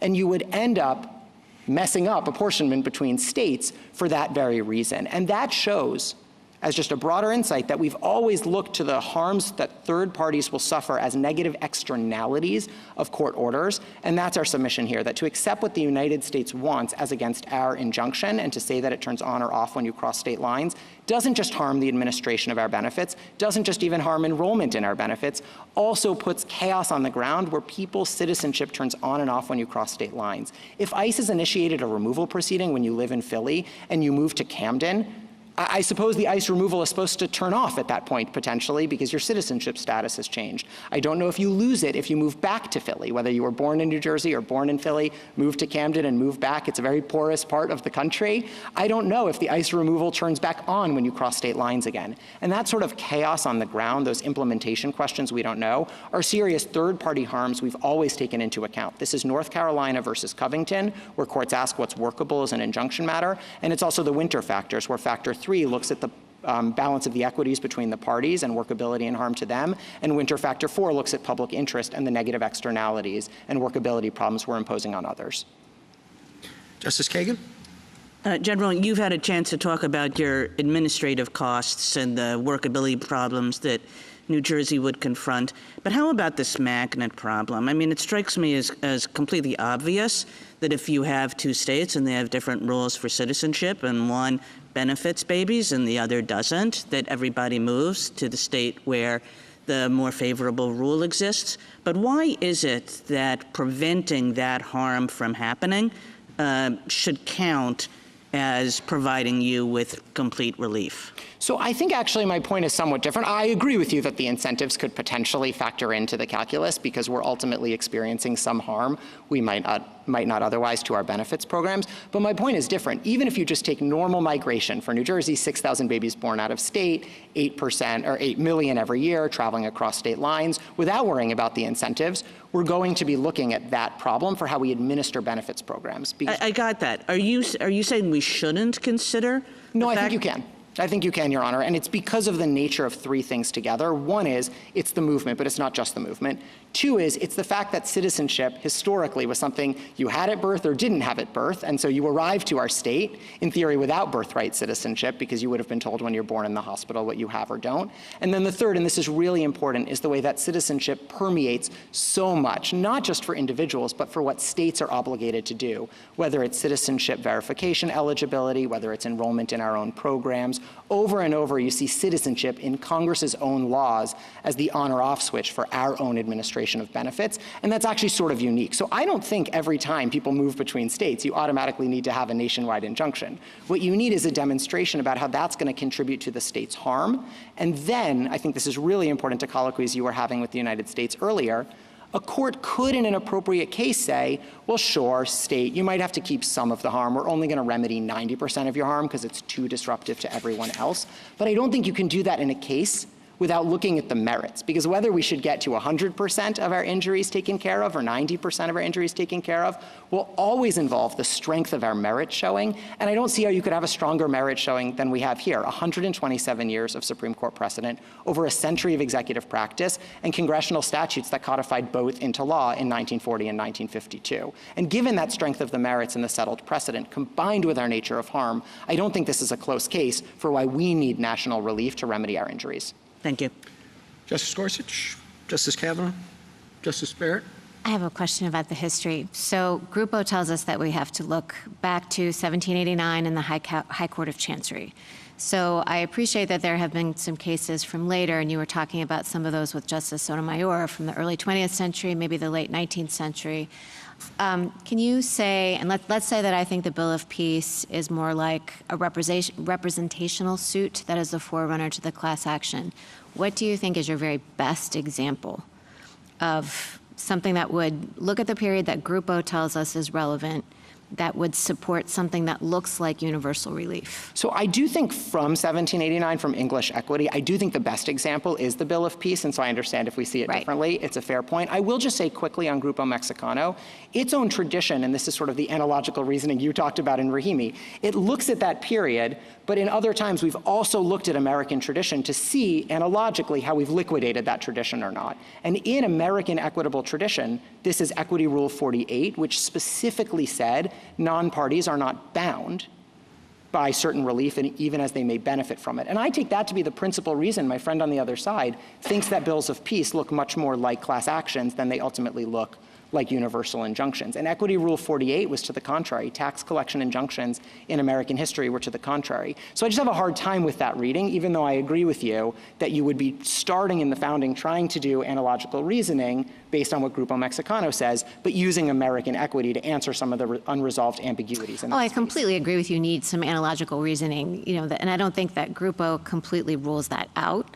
And I think even if you talked about the distinction between a Bill of Peace and a class action, you would be looking at some of that doesn't have to be called the same thing. I think the problem is when we have such a party-centric history, if it has to be reasoning that fits within the confines, then I think we have a little bit of trouble. Let me just ask you one question about relief. So let's say that I think that the states do need something broader in order to have complete relief, even if the universal injunction is too broad and inconsistent with Grupo. That isn't how the court below approached the question, because that isn't what the court below thought it had to do, because the court below thought it could just enter a universal injunction. So how would I go about crafting some sort of holding or decretal language that would take care of you and the fact that you need maybe broader complete relief than maybe an individual plaintiff would, right? because the district court didn't go through that analysis, the analysis that you're telling us today. So tell me practically what that would look like. So I think the district court in the Massachusetts case did actually do a very good job of this. It specifically said, I'm saying New Jersey as a stand-in, 23 Attorney General. Yeah. The states need this relief. And he didn't grant universal relief to the individual plaintiffs in that case. So he did actually craft different relief for different parties. And he said, this is necessary for us. Part of why we're talking about alternatives in a different way at the podium today is because these alternatives were not presented to the district court. So the district court just had before him the idea that maybe we have to eat some harms or maybe we get universal relief. And of course we need universal relief given the strength of the merit showing as between those choices. I think what you could say is here there were two sentences in an emergency application that raise new alternative ways to remedy the harms.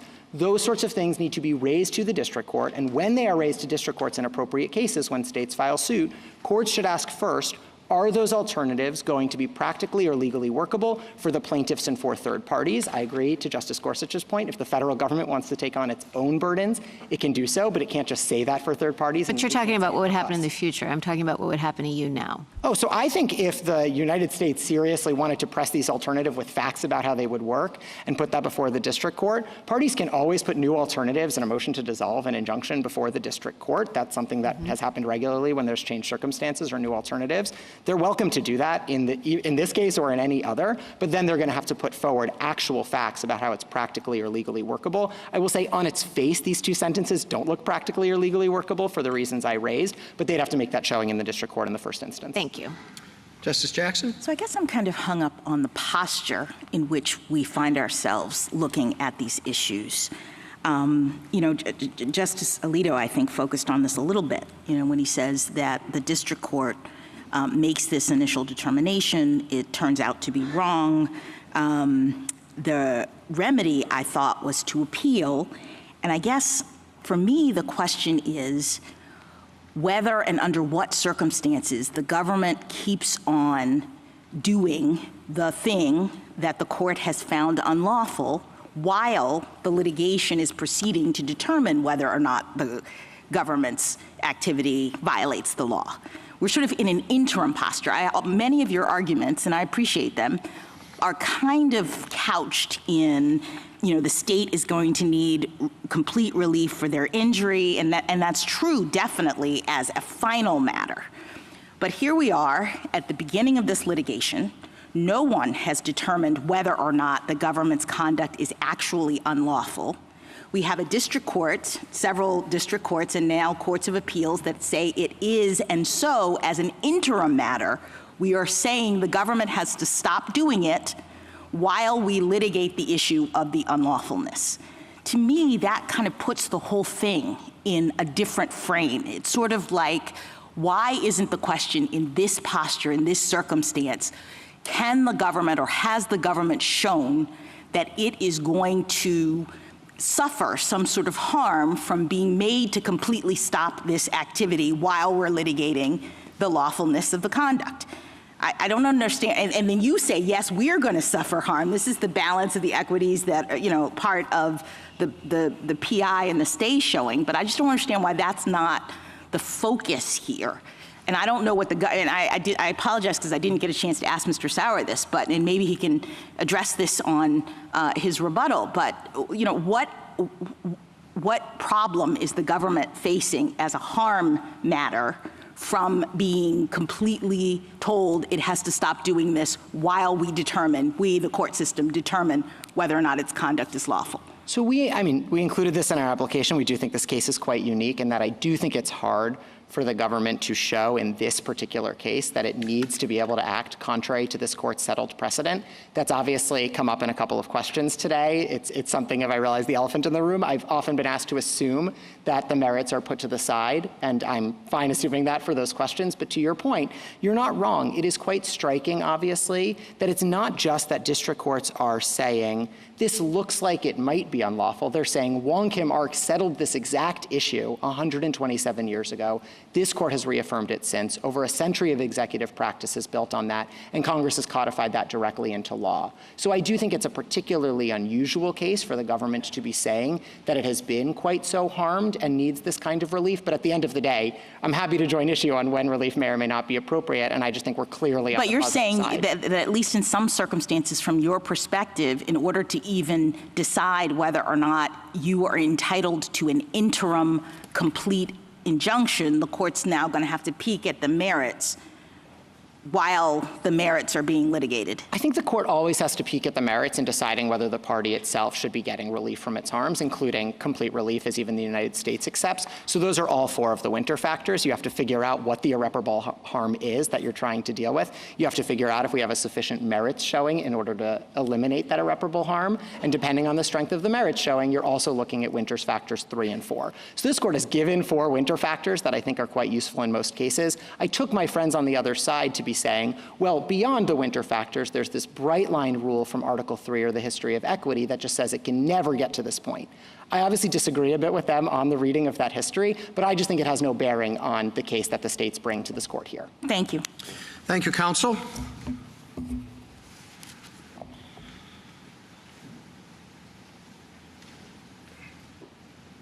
Ms. Corcoran? Mr. Chief Justice, and may it please the court, the executive order's stripping of citizenship from U.S.-born children is contrary not only to the 14th Amendment's plain text, but also our common law history, this court's precedent, a federal statute, and over a century of executive branch practice. Every court to have considered the issue agrees that the order is blatantly unlawful, a determination the stay application does not challenge. The government instead argues that Article 3 and equitable tradition categorically prohibit providing non-party relief from the order's enforcement, regardless of the order's illegality or the irreparable harm it inflicts. The government is wrong. It is well settled that preliminary injunctions may benefit non-parties when necessary to provide complete relief to the plaintiffs or when warranted by extraordinary circumstances, both of which are true here. The court should reject the government's efforts to stay a preliminary injunction that maintains a status quo all 3 branches of government have ratified and operated under for over a century, and that prevent the catastrophic consequences that will result for the plaintiffs and our country if the government is allowed to execute an unconstitutional citizenship stripping scheme simply because legal challenges take time. I welcome the court's questions. You say the government is wrong about the availability of preliminary injunctions. On what do you base that?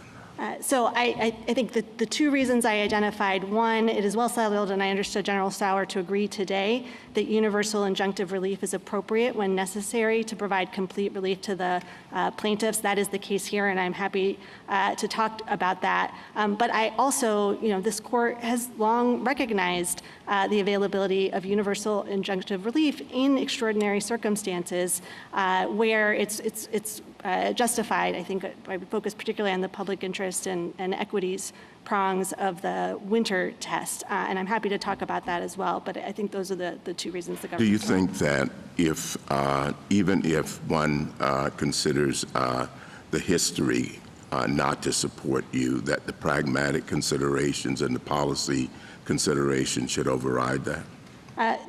So again, I would put us in the complete relief bucket. So like Mr. Feigenbaum, I'll put on my amici hat in answering that question.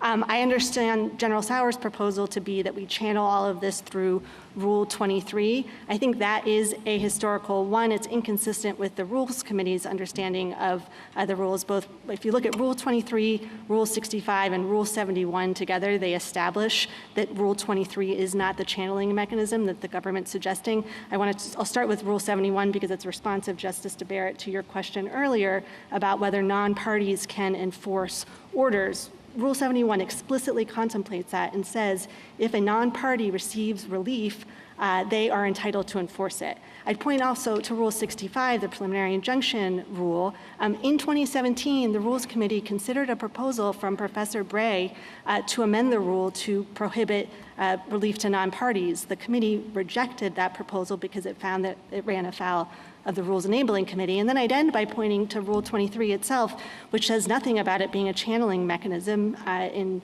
Principe v. Scarborough, this court said, we don't treat the rules as excluding background equitable practices. And here, Rule 23 doesn't even contemplate preliminary relief. It's focused on permanent injunctive relief, and I think that's because, as we've been discussing, it's very difficult to get class certification in time to have preliminary relief, so you're doing putative class relief, which is the exact same thing as what's happening here. Well, why can't you get putative class relief in a preliminary injunction or TRO posture? You mean, sorry, in the get relief for a putative class in a TRO or PI posture? I certainly think you can. The court did that recently in AARP.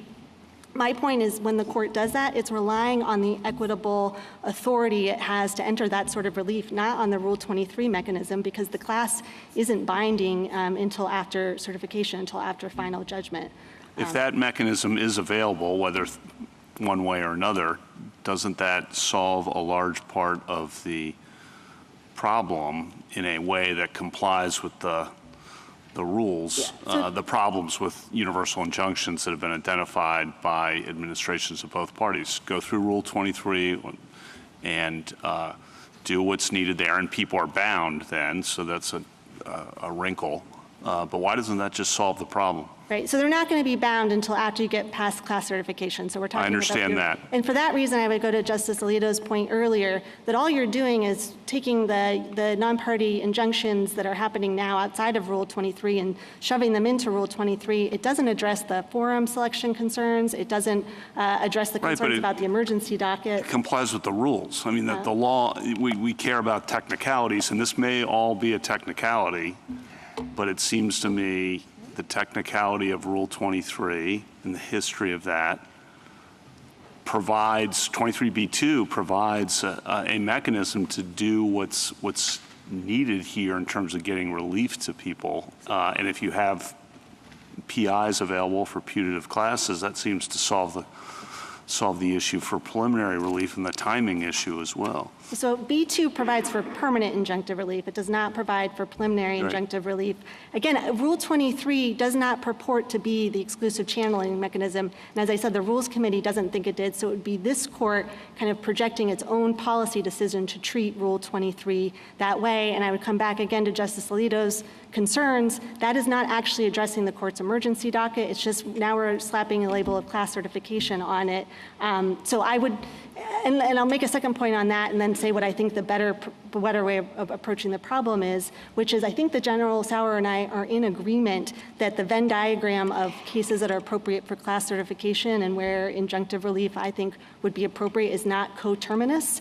I think we could pursue successfully class certification here. I heard General Sauer to disagree, and I think it's because they're just different circumstances. If you look at the class certification requirements, commonality, typicality, they were actually added to Rule 23 in 1966, mostly to address the expansion of class certification to include damages suits. That makes sense there, but those were never requirements prior to 1966. Ms. Corcoran, on the class certification point you've been developing, one response might be, and I just want to get your reaction to it, that by proceeding through the class mechanism, even a putative class mechanism, a court is making a preliminary assessment about who are the parties going to be before it and issuing interim relief so that it preserves its jurisdiction to issue final relief with respect to those parties. And that's very different, the argument would go, than simply saying everybody everywhere, nationwide, universally, or perhaps cosmically, stands to benefit from this decision without ever having to suffer being bound by it. Thoughts? So I would say, again, that's an ahistorical approach. You haven't had that sort of Rule 23. Assume for the moment that we read bills of peace, which I understand to be your best set of cases, to be prototypical of what is now Rule 23. Right. Right, and so the bills of peace and kind of going through, as Mr. Feigenbaum was talking about, Equity Rule 48 and then 38, in none of those circumstances were we doing this ex ante class certification determination. So the modern class action device actually looks quite different than it was for representative suits historically. So it would be putting on an ahistorical constraint. I appreciate that argument, okay, but then now we're haggling over the history, which we have to do, I accept. But if bills of peace are understood, again, accept the premise, to be predecessors of Rule 23, then respond to the point that there is something fundamentally different about a preliminary injunction to a putative class that you found is likely to be certified and likely to succeed on the merits in order to preserve that court's jurisdiction to award ultimate relief to those parties before it, and that's categorically different than a universal injunction. So starting with the presumption that was different about the bills of peace is that they were binding, I think sometimes, it's not clear always, at the end when they were getting to final judgment. I would go back to Grupo Mexicano, to Justice Barrett's point, although that was the high watermark of this equitable originalism, the way the court articulated the test, it focused on 1789, but the actual analysis in Grupo Mexicano focused on 1890 through 1942. And what the court found there is that there were numerous cases expressly rejecting the Moreva injunction, and that was confirmed in the 1970s when England adopted it and said, no, we've never done this before. We are in an entirely different world here. One, the cases that Justice Sotomayor laid out earlier all come from between 1890 and 1942, and they suggest that non-party relief was provided for outside of the class action context. But the fact that we have, I think, these very studied scholars in this rigorous debate about what the bills of peace meant, what the railroad cases meant, I think shows that this is very different in Grupo Mexicano. And for the court to kind of delve into that and adopt the categorical rule that the government is suggesting, I think is certainly an overcorrection. It's a hornet's nest on Article 3, right? It calls into concern APA, class action, a whole sort of things. I would suggest that the court instead focus on providing limiting principles within the confines of the McKinn factors of the Winter. Is there a practical problem? So I want to put aside the history, and I take your points on that, and why you don't think Rule 23 fits. I take your point on that.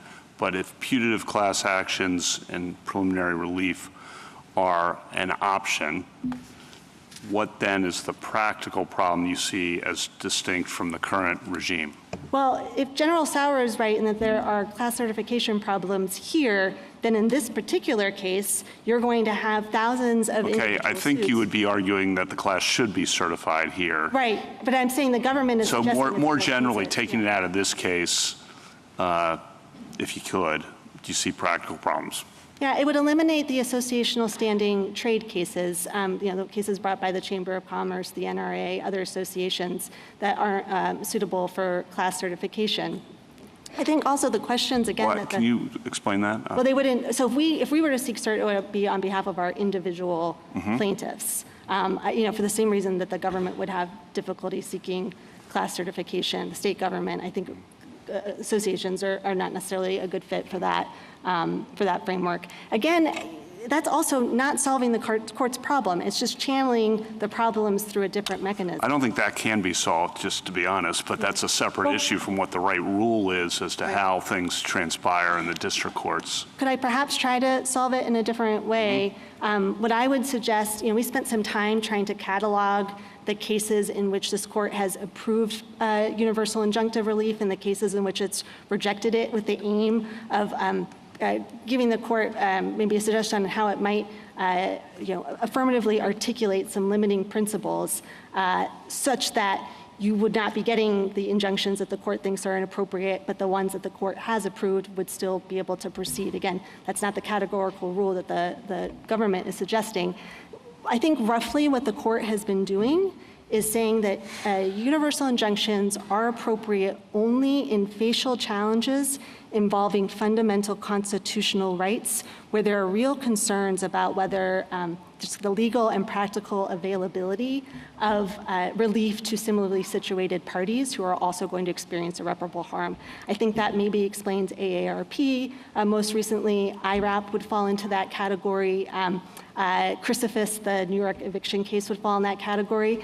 On the other side of the ledger, the court seems to disapprove quite a bit of nationwide injunctions involving discretionary benefits. So that's some of the recent ones that you have undone or stayed. So I think what the court could do is kind of identifying limiting principles that would provide guidance to the lower courts on when it's appropriate to issue these injunctions. The natural home for that is the public interest prong of the Winter test, right? If you're going to issue an injunction that's going to have an impact on other people's, you need to be doing a really muscular public interest assessment before doing that. So that's what I would urge the court. Ms. Corcoran, are you pushing back on the class certification idea because you're worried that there are cases where there will be no certification, but in which broad relief is in fact appropriate, so that the two categories don't line up? And if that's why you're pushing back, why are you worried about that? What are the cases you're worried won't line up properly in that way? I mean, the government has suggested it's going to argue that here. Again, I think the commonality, so thinking about questions like common injury make a lot of sense when you're talking about class-wide damages, less so when you're talking about a facial challenge to a constitutional violation. So I think it's a bit of a mismatch. And again, it's not what Rule 23 was ever intended to do. And it doesn't solve any of the court's policy problems. So I think it's it's a lose-lose-lose proposal that the government is offering. I'm a little concerned that I have focused a lot on my amici hat and haven't actually explained to the court why the injunction is necessary for complete relief here. But I don't want to pivot too quickly, but I want to make sure I address our primary argument as well. Tell us why it's necessary for complete relief. Thank you. For two reasons. The first is that a plaintiff-specific injunction would not be administratively workable. I'll explain that in a second, but I want to note the second one is that even if it were workable, it would require the association members to identify and disclose to the government an association that puts them at great risk of adverse consequences, detention or deportation, even if they're here lawfully. And so it's not complete relief to require the plaintiffs to make dangerous disclosures in order to claim the constitutional right. And then maybe I'll pivot back to the workability unless there are questions about that. Yeah. Sorry. Very briefly, and then we'll move on to the next stage of our questioning. So the government's workability argument with respect to the individual plaintiffs, the private plaintiffs, is wholly tethered to its argument that the injunction should be limited to the 16 named plaintiffs.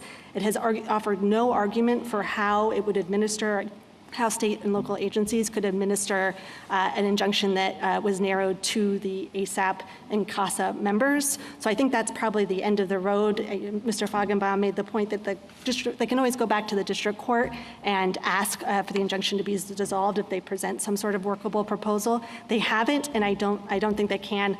I don't want to talk for too long, but if anyone is interested, I'm happy to answer questions about why I think it's I'm unworkable. sure someone will be. Yeah. Thank you, though, Counsel. Justice Thomas? Justice Alito? Should we decide or make up our minds on the underlying birthright citizenship question without briefing and argument and deliberation? I think that we would be very eager to do supplemental briefing on that. General Sauer noted that none of the parties had asked for cert before judgment. We couldn't because we keep winning. I will ask right now for cert before judgment. What's the answer to my question? Yes, I think you can grant cert before judgment. That wasn't my question. Yeah, but I will say, I think... All right, that's all right. You don't want to answer it. No, I will. I have if I could give an answer, which is that I think it's very difficult, if or not impossible, for the court to do a meaningful in-Ken analysis without taking into account the fact that the government is asking the court to allow it to ignore this court's precedent, to ignore a duly enacted statute, and to upend 100 years of executive branch practice. So I think, although the government has attempted to separate them, that really the merits are embedded in the in-Ken factors. Justice Sotomayor? I find it hard to understand how a district court, in looking at a preliminary injunction under the winter factors, where we said that the likelihood of success on the merits is the keystone, how we could separate that out and say the keystone of whether you're entitled to universal injunction is the only merits question, because the other factors are not eliminated by winter. You have to balance the equities, and you can't balance the equities without the merits, correct? I think that's right. I think also, irreparable harm is going to be very difficult for the government to prove if it's not contesting or at least not defending the constitutionality of the order, because the government has no interest in enforcing an unconstitutional order. I'd also note there's a quote from Professor Bray in Justice Gorsuch's Texas concurrence, and it's, "In equity, it all connects. The broader and deeper the relief the plaintiff seeks, the stronger the plaintiff's story has to be." So I think there really is kind of an equitable consideration here of the merits as well that just can't be extracted from the. Now, the state has explained why it can't pursue class actions. So it admits it's limited to whether it's entitled to complete relief. But how about your organization? You sort of answered it, but I wanted to pin you down on that. No, Do you believe that associational organizations can seek class action? I believe our individual plaintiffs certainly can. Yes, there's no question. Yeah, I am nervous about the government's suggestion that it's going to oppose our class certification motion if we were to file one. I mean, class certification can be very discovery intensive. It could be the sort of thing that really delays our plaintiffs from getting the relief that they seek. Thank you. Justice Kagan? Because what I worry about here, Ms. Corcoran, is that this case is very different from a lot of our nationwide injunction cases in which many of us have expressed frustration at the way district courts are doing their business. And, the typical way in which that frustration emerges is that legal questions are hard and they're complicated, and different courts would decide them differently. And instead, because of the forum selection process, a party goes to one place. In the first Trump administration, it was all done in San Francisco, and then in the next administration, it was all done in Texas. Right.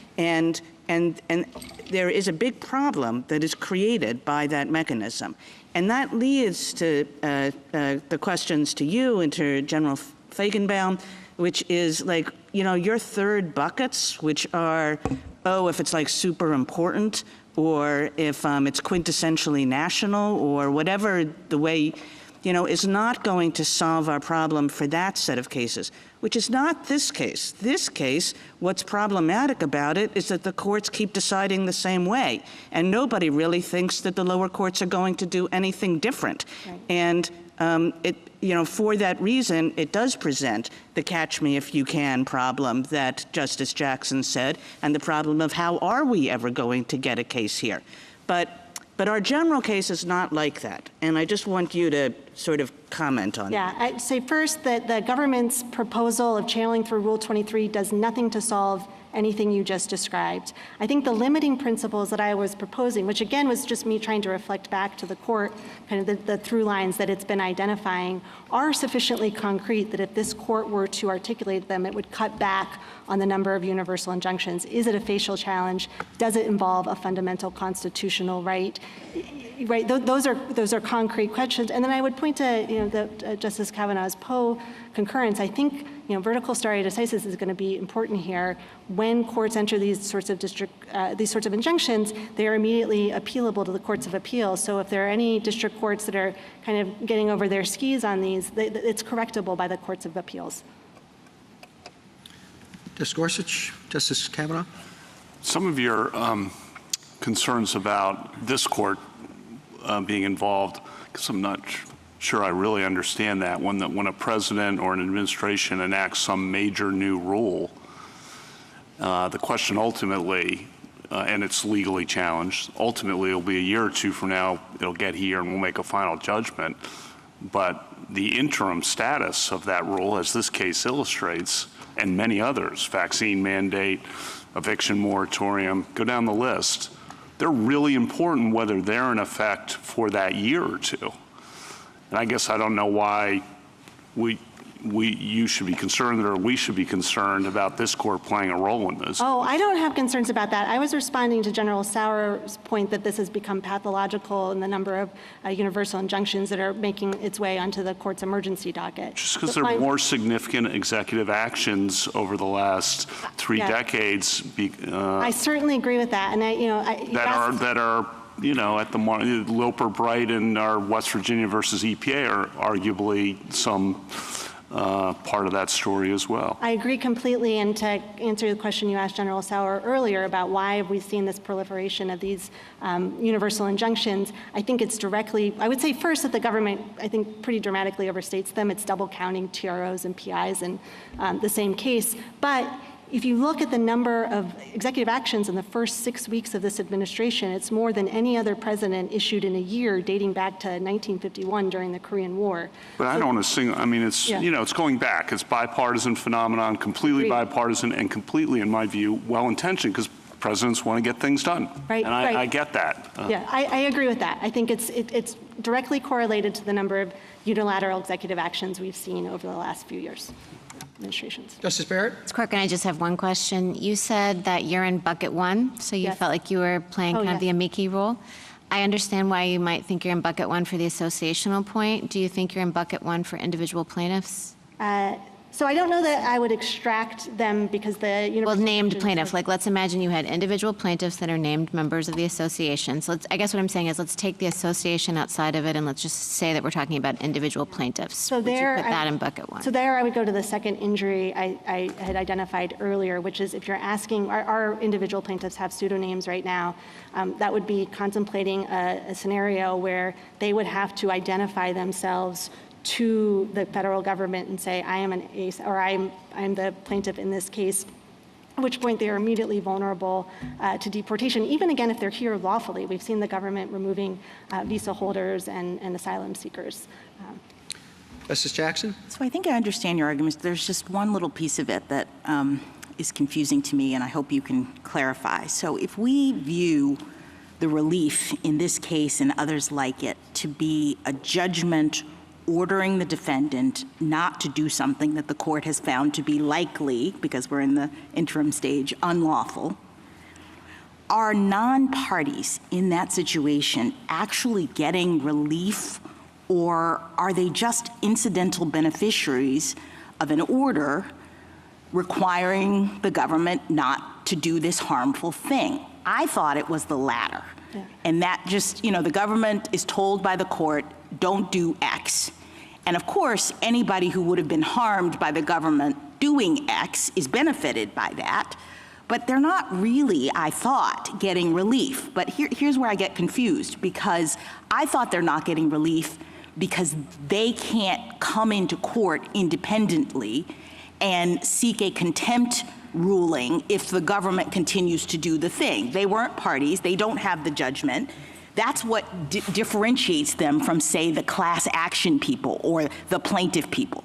The reason why we have the rules for class action, et cetera, is because at the end of the day, the members of the class are getting a judgment that they can then use to enforce this obligation as against the government, whereas the people in the universal injunction world are just benefiting if the government actually follows the order. Yeah, I think that what you're articulating is consistent with a long history of precedent and practice. I mean, it's the classic REM case, right? Making a declaration about property. I think Professor Fander's amicus brief is really helpful on that. He talks about the patent laws. And I think you can see that same instinct in the court's cases that Justice Sotomayor was talking about earlier, right? The railroad rates, Barnett, Pierce v. Society of Sisters. And I guess my point is that's why we don't need Rule 23, because we're actually doing conceptually a different thing. We're not trying to give all these people, everyone in the world, some sort of enforceable right as against the government. We are simply just doing what courts do, I thought, which is telling the defendant over whom they have personal jurisdiction that they have to stop doing something unlawful. And of course that benefits people. But the thing that confuses me about your argument is that you alluded at the beginning to Rule 71 and suggested that the non-parties could somehow enforce this universal injunction? I didn't understand. I think Rule 71 contemplates that. It would be very onerous. I mean, I think when General Sauer, he was kind of contemplating the idea that, tens of thousands of people were going to have to come to court individually. Right, but I think if you're right about that, it undermines the point that I'm making, because it puts people in the same place as the class action folks and the parties in a way that I think raises legitimate concerns that some of my colleagues have put forward with respect to universal injunctions. So the thing that distinguishes them is that universal injunctions are not benefiting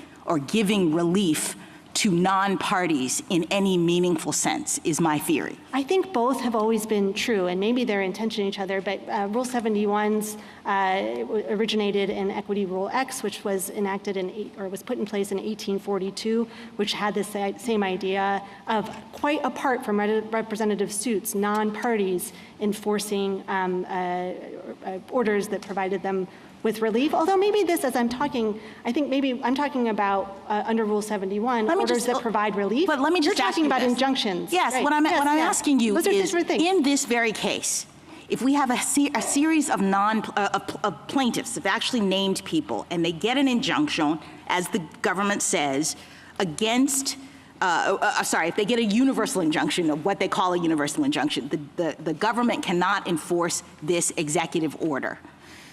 Can someone who is not a non-plaintiff come into court to enforce that if the government violates it? So I'm hesitant to say no, both because Rule 71 exists and those aren't my clients are my plaintiffs, and we needed this universal injunction. Yes, I understand. I'm just trying to figure this out. But I think both, I think both what you said is true. If we look at cases like Barnett and Pierce, and we go all the way back, I think Justice Story's dissent that he signed on to in Cherokee Nation v. Georgia is terrific on this point. He was the preeminent scholar on equitable remedies, and he certainly thought, in the way that you're articulating, we are going to make a declaration about whether Georgia can enforce its laws on Cherokee Nation property, and that is just a declaration of the law that will have an impact on everyone. But I'm hesitant to say that Rule 71 doesn't have any application. Thank you. Thank you, counsel.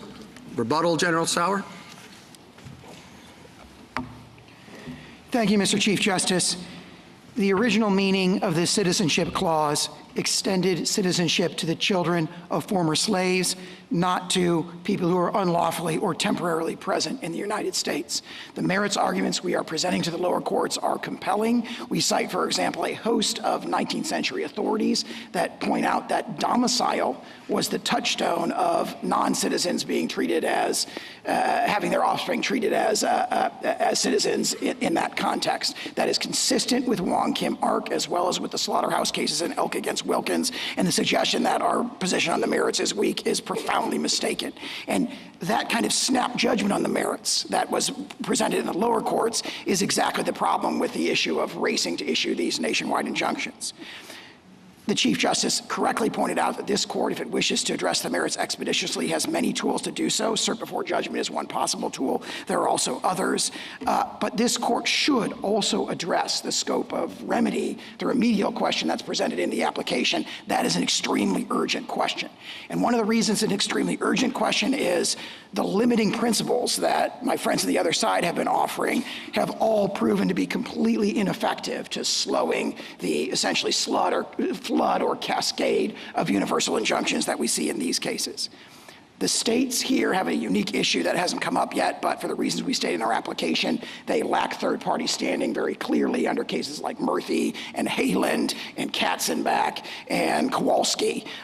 So no injunctive relief should run to the states in this particular case anyway. And most fundamentally, the vision of the district courts that's reflected in the issuance of these nationwide injunctions is a vision of them as a roving commission to correct every legal wrong that they can consider and to exercise general legal oversight over the executive branch, which is what this court rejected in TransUnion. And for those reasons, we ask the court to grant the applications. Thank you, counsel. The case is submitted. Until Thursday, the 22nd of May at 10 o'clock.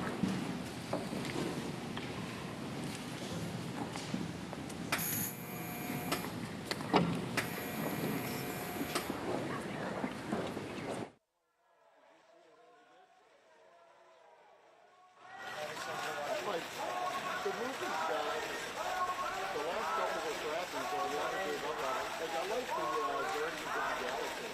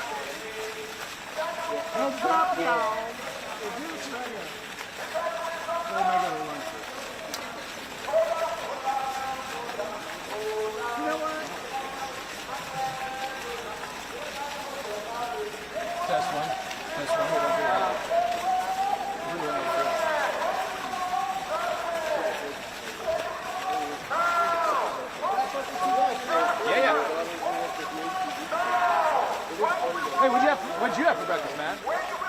Yogurt. What kind of yogurt? I got yogurt with some granola, some berries. Some activity? Are you going to be okay? Let's just call it parfait. All right? 1 second. He's going to get fancy boys this morning.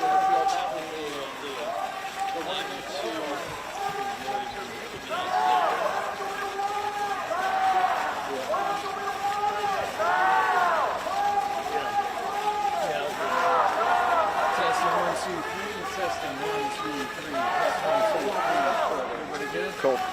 Thank you. Cool. Thank you.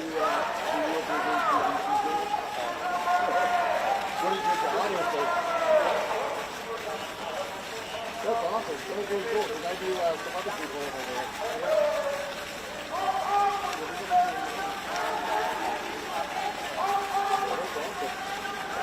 Hey, it's up and down. I'm up on DJ 12 or will be soon. We have students, don't call me about it, students, birthright citizenship, if you could also put that into AGs, they can, awesome, thanks, buddy, appreciate it. All right, bye.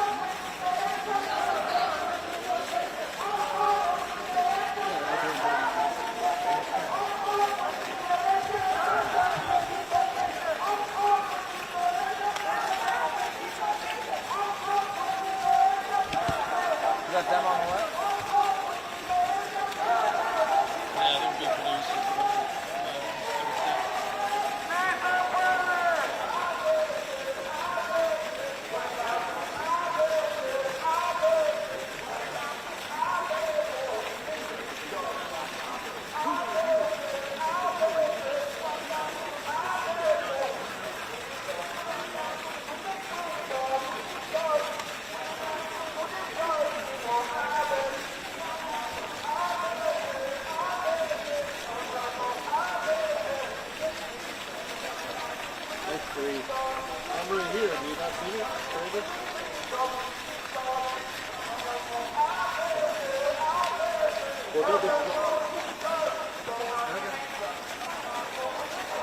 This is, we're one in here, I can't move, I don't have a calculator.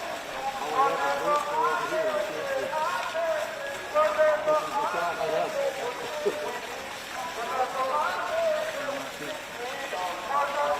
What'd you say?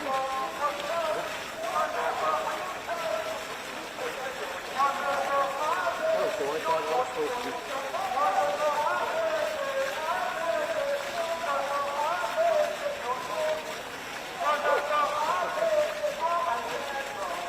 Isn't that what Alex is doing?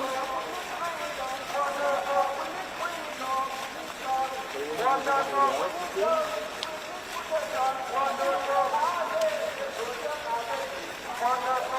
Oh, okay, so we can change it here. So it's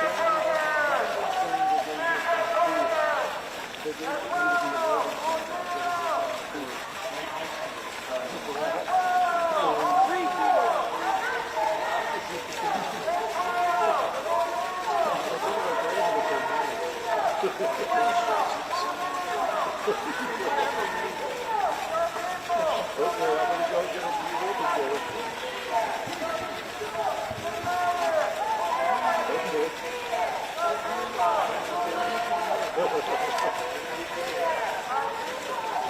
I don't know, I thought I was...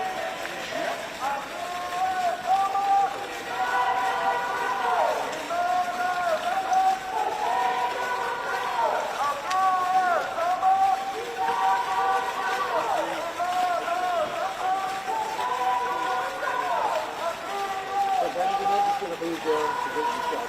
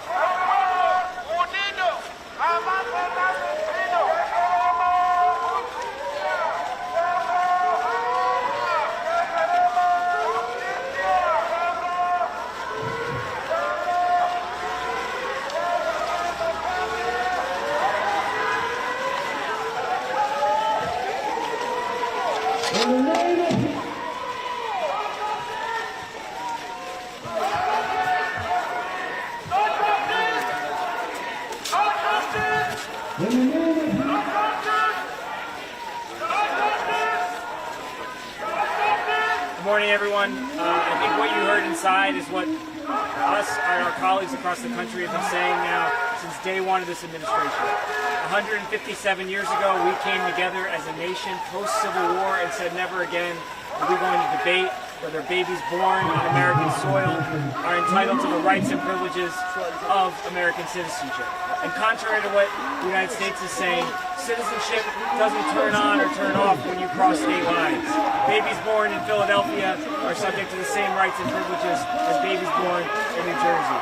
And I have to say, it was astonishing to hear the United States government tell the 9 justices of the Supreme Court that they weren't sure whether they would follow binding court precedent.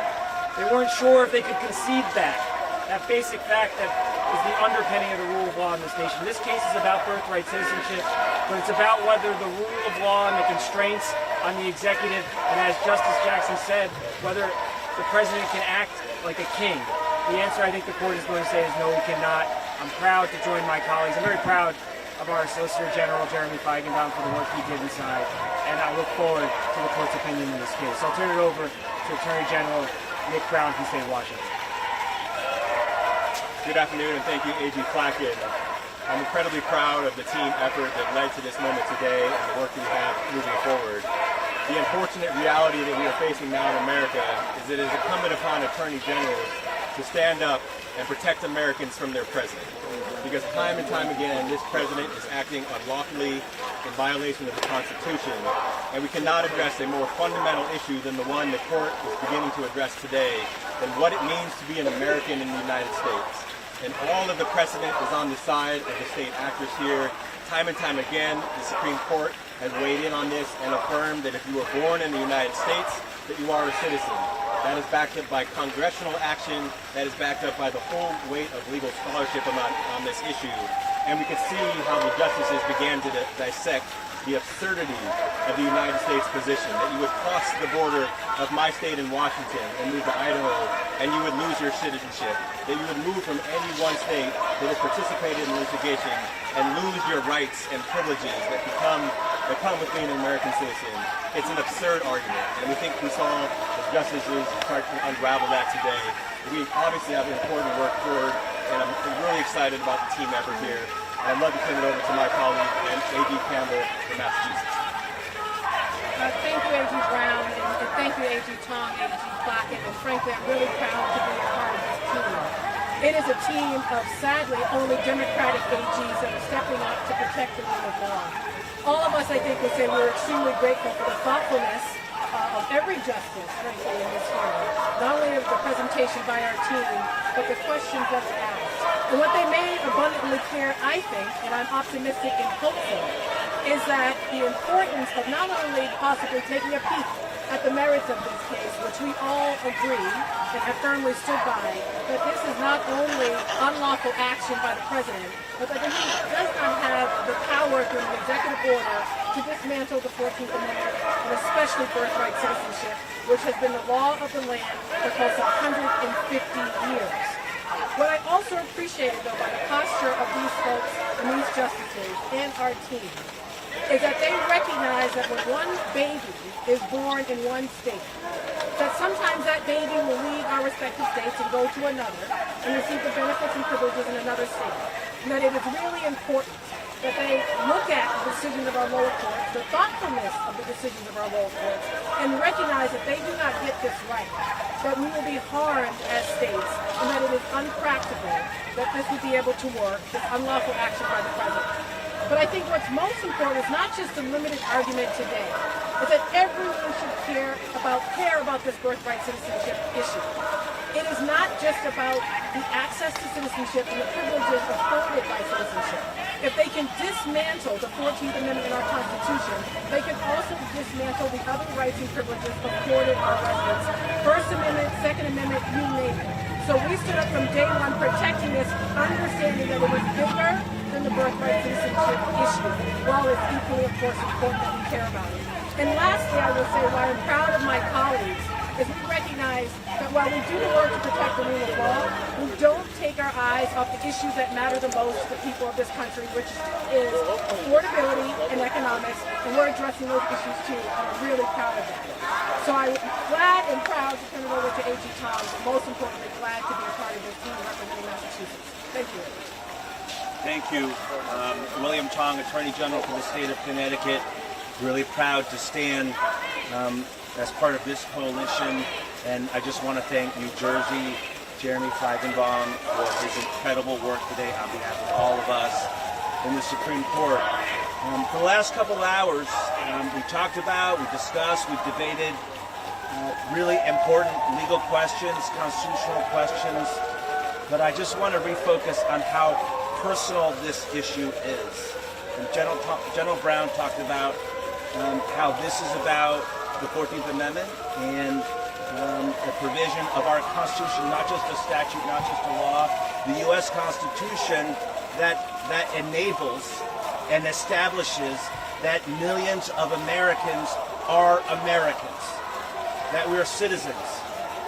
Me and my sisters. I don't derive my citizenship from my parents. I became the first American citizen in my immediate family by right of my birth on American soil in Hartford, Connecticut.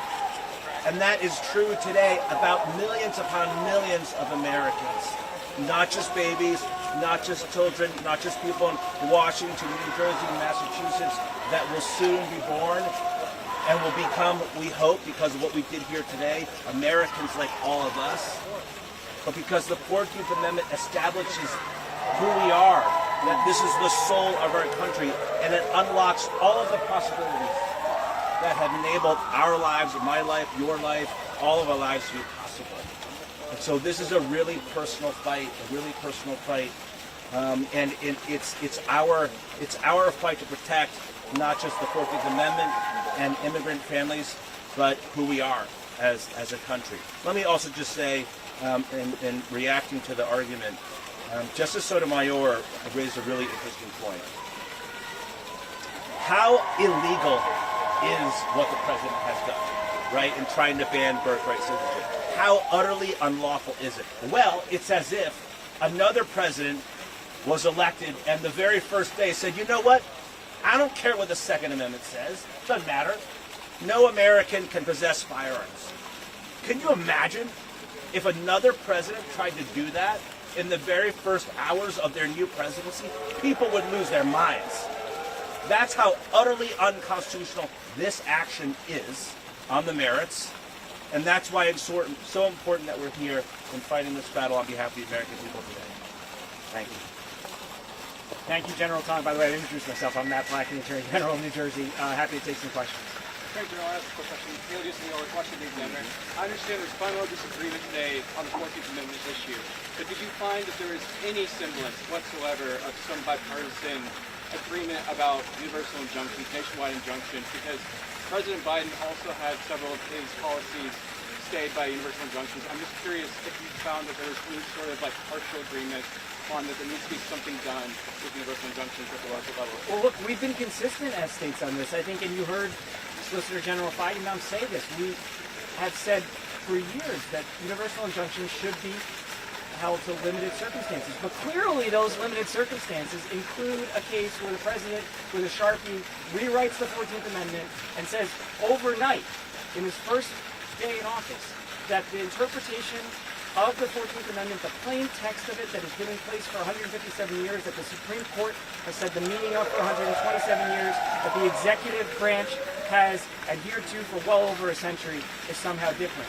And again, I live in New Jersey. I represent 9.5 million people. If you're a mother in South Jersey, very often they go to Philadelphia to give birth to their children. Are we really going to say that that child's citizenship turns on whether or not the Attorney General of the state of Pennsylvania, who did not join our suit, is in our suit? Come on, that's not the case. And clearly, this is a case that universal injunctions apply.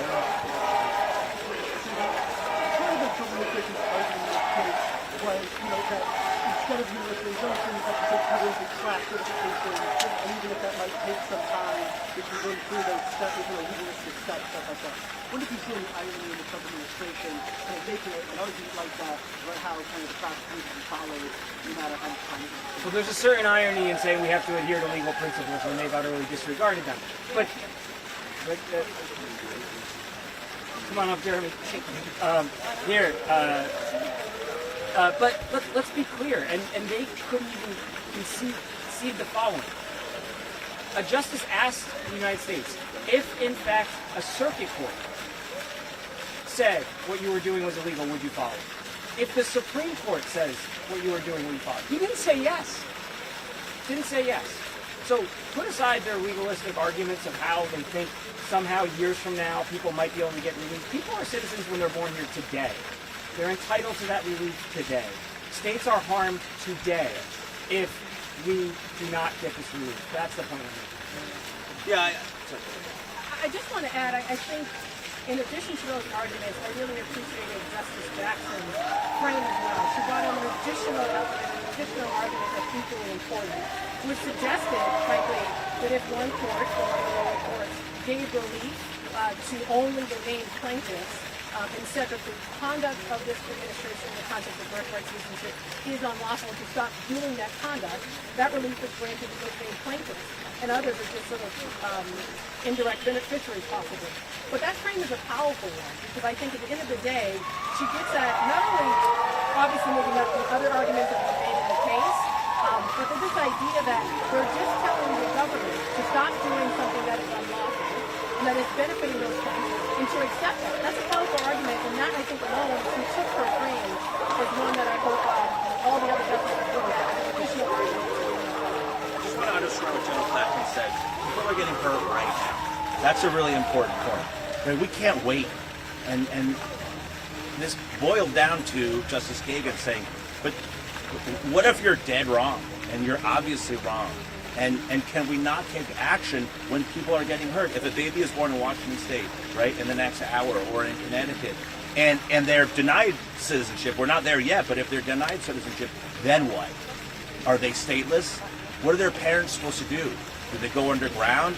Can they get health care? Can they go to the emergency room? Should they sign a lease? Should they go to work? Right? All the decisions that parents, families have to make are thrown into chaos. And downstream of that, I mean, the immediate families, they're the ones getting hurt. The people that live in our states are getting hurt. But not too far downstream of that is, what are we supposed to do? To take care of all those people. They're our responsibility. What are states supposed to do? Any questions? Yeah. Do you think that the justices will explore middle of the ground solution instead of just eliminating universal injunctions?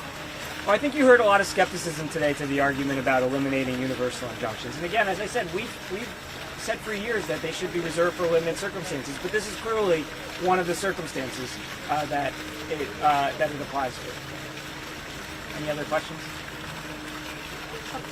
If the court ends up siding with the administration in this, will that hinder your efforts that are ongoing? Ongoing with respect to birthright citizenship? Yes, as Attorney General, the lawsuits of years before. Yeah, well, look, in this case, as we laid out, if the court were to narrow the injunction just to the states in the suit, we would all be harmed. I mean, raise your hand if you haven't lived in more than one state. Babies are born, 6,000 babies are born outside of New Jersey and move into New Jersey every year. We'd have to be sitting there parsing through which state, which hospital those babies were born in, whether or not they're entitled to benefits in our state. And more fundamentally, we'd be parsing through whether we're treating for the first time since the United States Civil War, okay, 157 years, that we would have to sit there and say, are we going to treat babies differently as citizens or not, whether or not they were born in states that are part of this lawsuit? And that brings us back to some of the darkest days in this nation's history. The only thing I would add on top of that is, in addition to thousands of babies potentially losing their American citizenship, you're going to have a class of children born in this country that may not have a citizenship of any country. And there was questions by the justices brought out today talking about how other countries only afford citizenship if you're born in their country. So you're going to have people that not only lose the rights and benefits and privileges and honor of being an American, but they have no benefits whatsoever. It might be stateless. What do we do with those children? How do we address the problems that they are facing? So not only do we think that we need to prevail to ensure what it means to an American, but protect the rights of all the children that are born here to not deal with the complete lawlessness that might come from this presidential action. And just to add on to my colleagues, an additional harm if the court gets this wrong is we would require those unborn babies and their families to somehow now access the courts on their own. And I think Justice Kagan said this well, if they couldn't afford a lawyer or if they couldn't afford someone to help them through that process, well, good luck. It's difficult for them to get any type of relief, which I was really hopeful to hear, not only the questions around that, but the practicality and the harm that would cause states and individuals who would want to seek some type of relief, but who wouldn't be able to. Oh, sorry. I want to thank you all, and I just want to note, this suit, again, I'm just so proud of my colleagues who are here and the other, do the math, 18? And General, I have to say, General Rob Bonta, Attorney General Rob Bonta, was trying to be here and he had some flight challenges, so I want to thank California as well for their leadership. We're proud to stand up for the rule of law, and what we saw in there is the rule of law working. 9 justices asking tough questions, people responding to them. We may have differences of opinion, but that's how the law is supposed to work.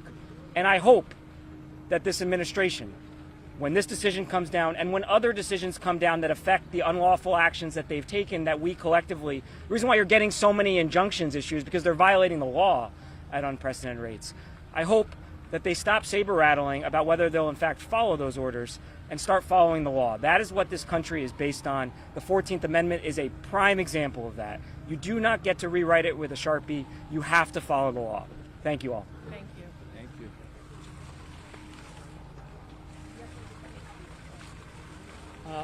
We're going to hear the other side. My name is Paul Kamenar with the National Legal Policy Center. With me is John Eastman from the Claremont Institute, who filed a brief supporting the government's position and would like to say a few words about the argument today. John? Thank you, and I'll be happy to take questions, but I want to begin with General Sauer's closing remarks on the merits. This is a question, contrary to what Justice Sotomayor said at the very beginning of the oral argument, this is a question that the Supreme Court has never addressed in a holding. Never. Not in Wong Kim Ark. That case dealt explicitly with the children born of lawfully and permanently domiciled parents. The 3 other cases she cited were the purest form of dicta, just a statement in passing, no part of the holding of those cases. And I think the historical record is much stronger in favor of President Trump's executive order than the 3 or 4 justices that commented about the merits were willing to accept. They were quite clear. When you said subject to the jurisdiction, what did you mean?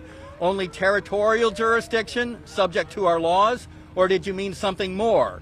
And the chief author of the 14th Amendment and the author of that particular language said it means complete jurisdiction, not owing allegiance to any foreign power. That's what it means. The Supreme Court in 1873, the Supreme Court in 1884, the Secretary of State in the 1870s and 80s, all the way up until the 1960s, agreed that it required more complete jurisdiction, not simply territorial subject to our laws while you're here jurisdiction.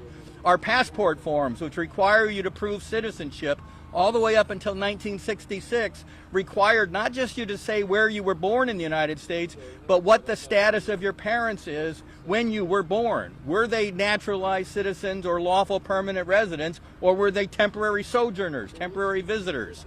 So the notion that this was well settled in the 14th Amendment's plain text or with 100 years of precedent is just blatantly false, and I was glad to see General Sauer say that. It's a close and open question what the Supreme Court is going to do on the merits, but I will tell you it's much closer than the lower courts and these hand-selected jurisdictions have treated it as. We're going to talk about the remedy issue. Oh, you know, one other thing about the remedy, which I was surprised didn't come up at all. On a preliminary injunction, the harm that's being caused to you has to be something that cannot be remedied after the fact. Take the typical employment unlawful discharge case. You don't get a preliminary injunction because if you win on the unlawful discharge at the end, you can be fully compensated with back pay and interest and what have you. What's the irremediable harm here if they win is that you get a birth certificate that says you're a citizen after the fact, or any benefits that you've been deprived of in the interim can be paid back.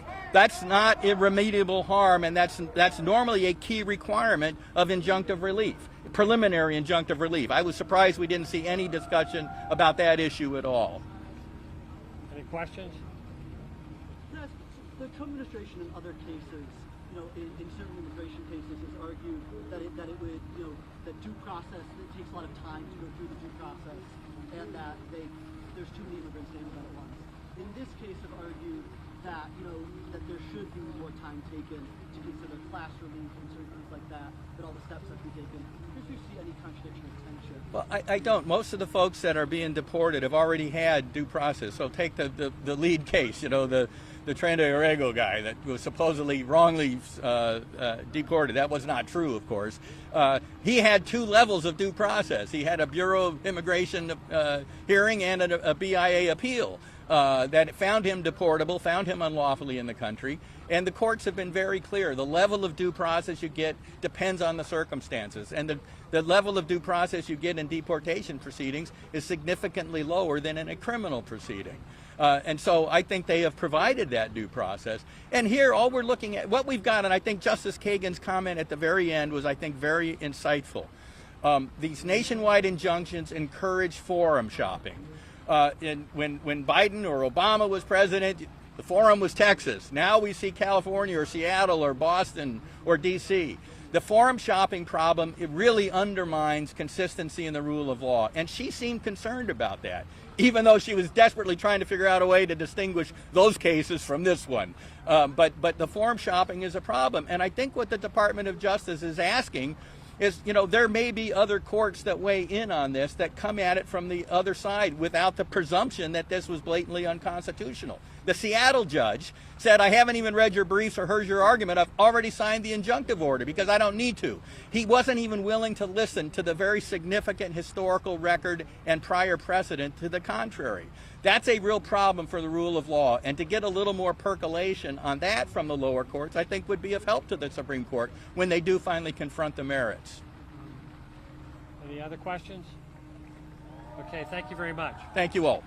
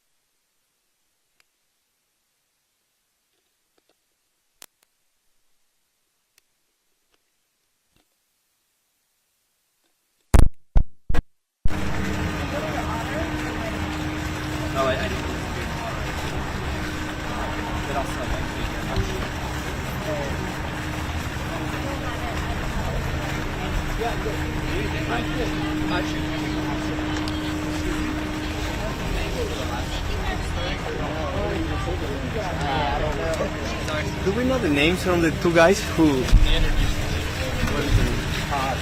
Been out here all day. I'm about ready to pass out.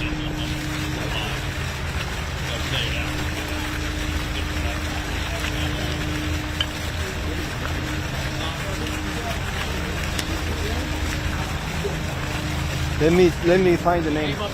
All the producers are gone. Look for a producer. They'll know. Look the opposite of look for the helpers.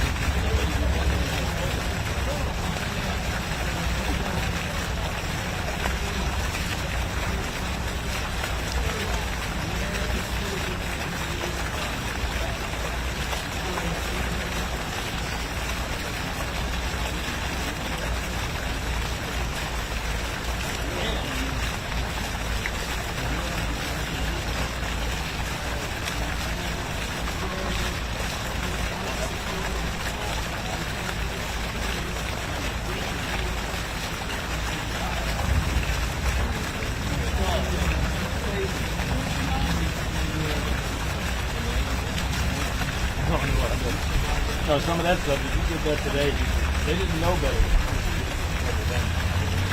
They knew. You probably should do that.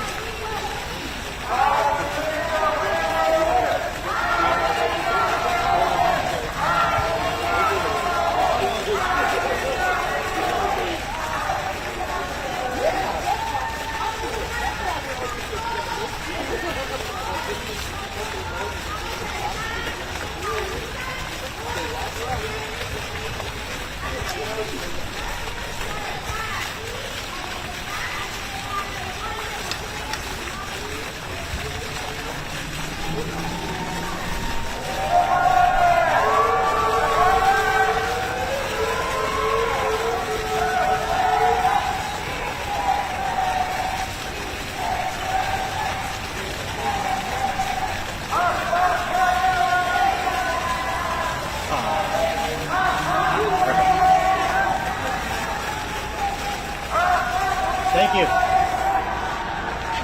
Oh.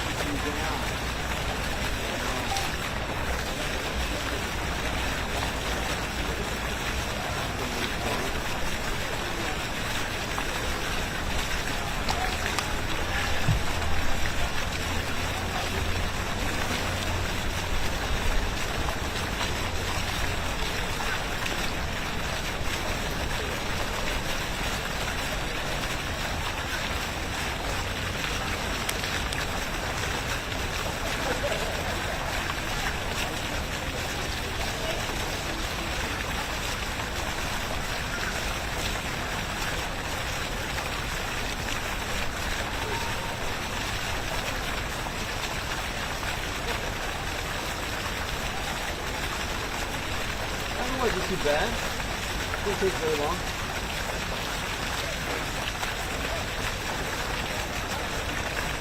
I think that's pretty lopsided though as far as looking at the size.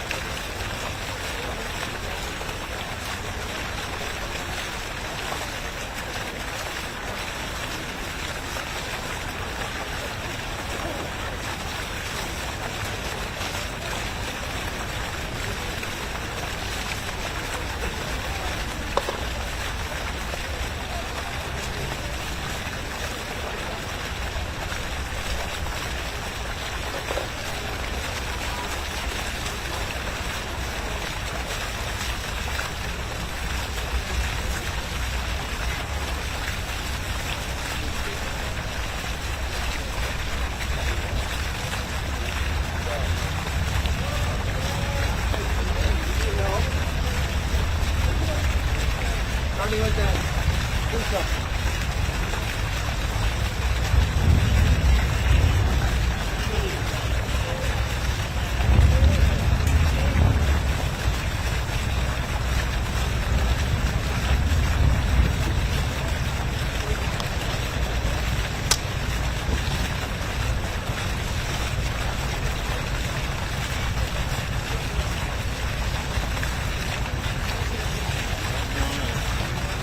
Why is this my yellow one?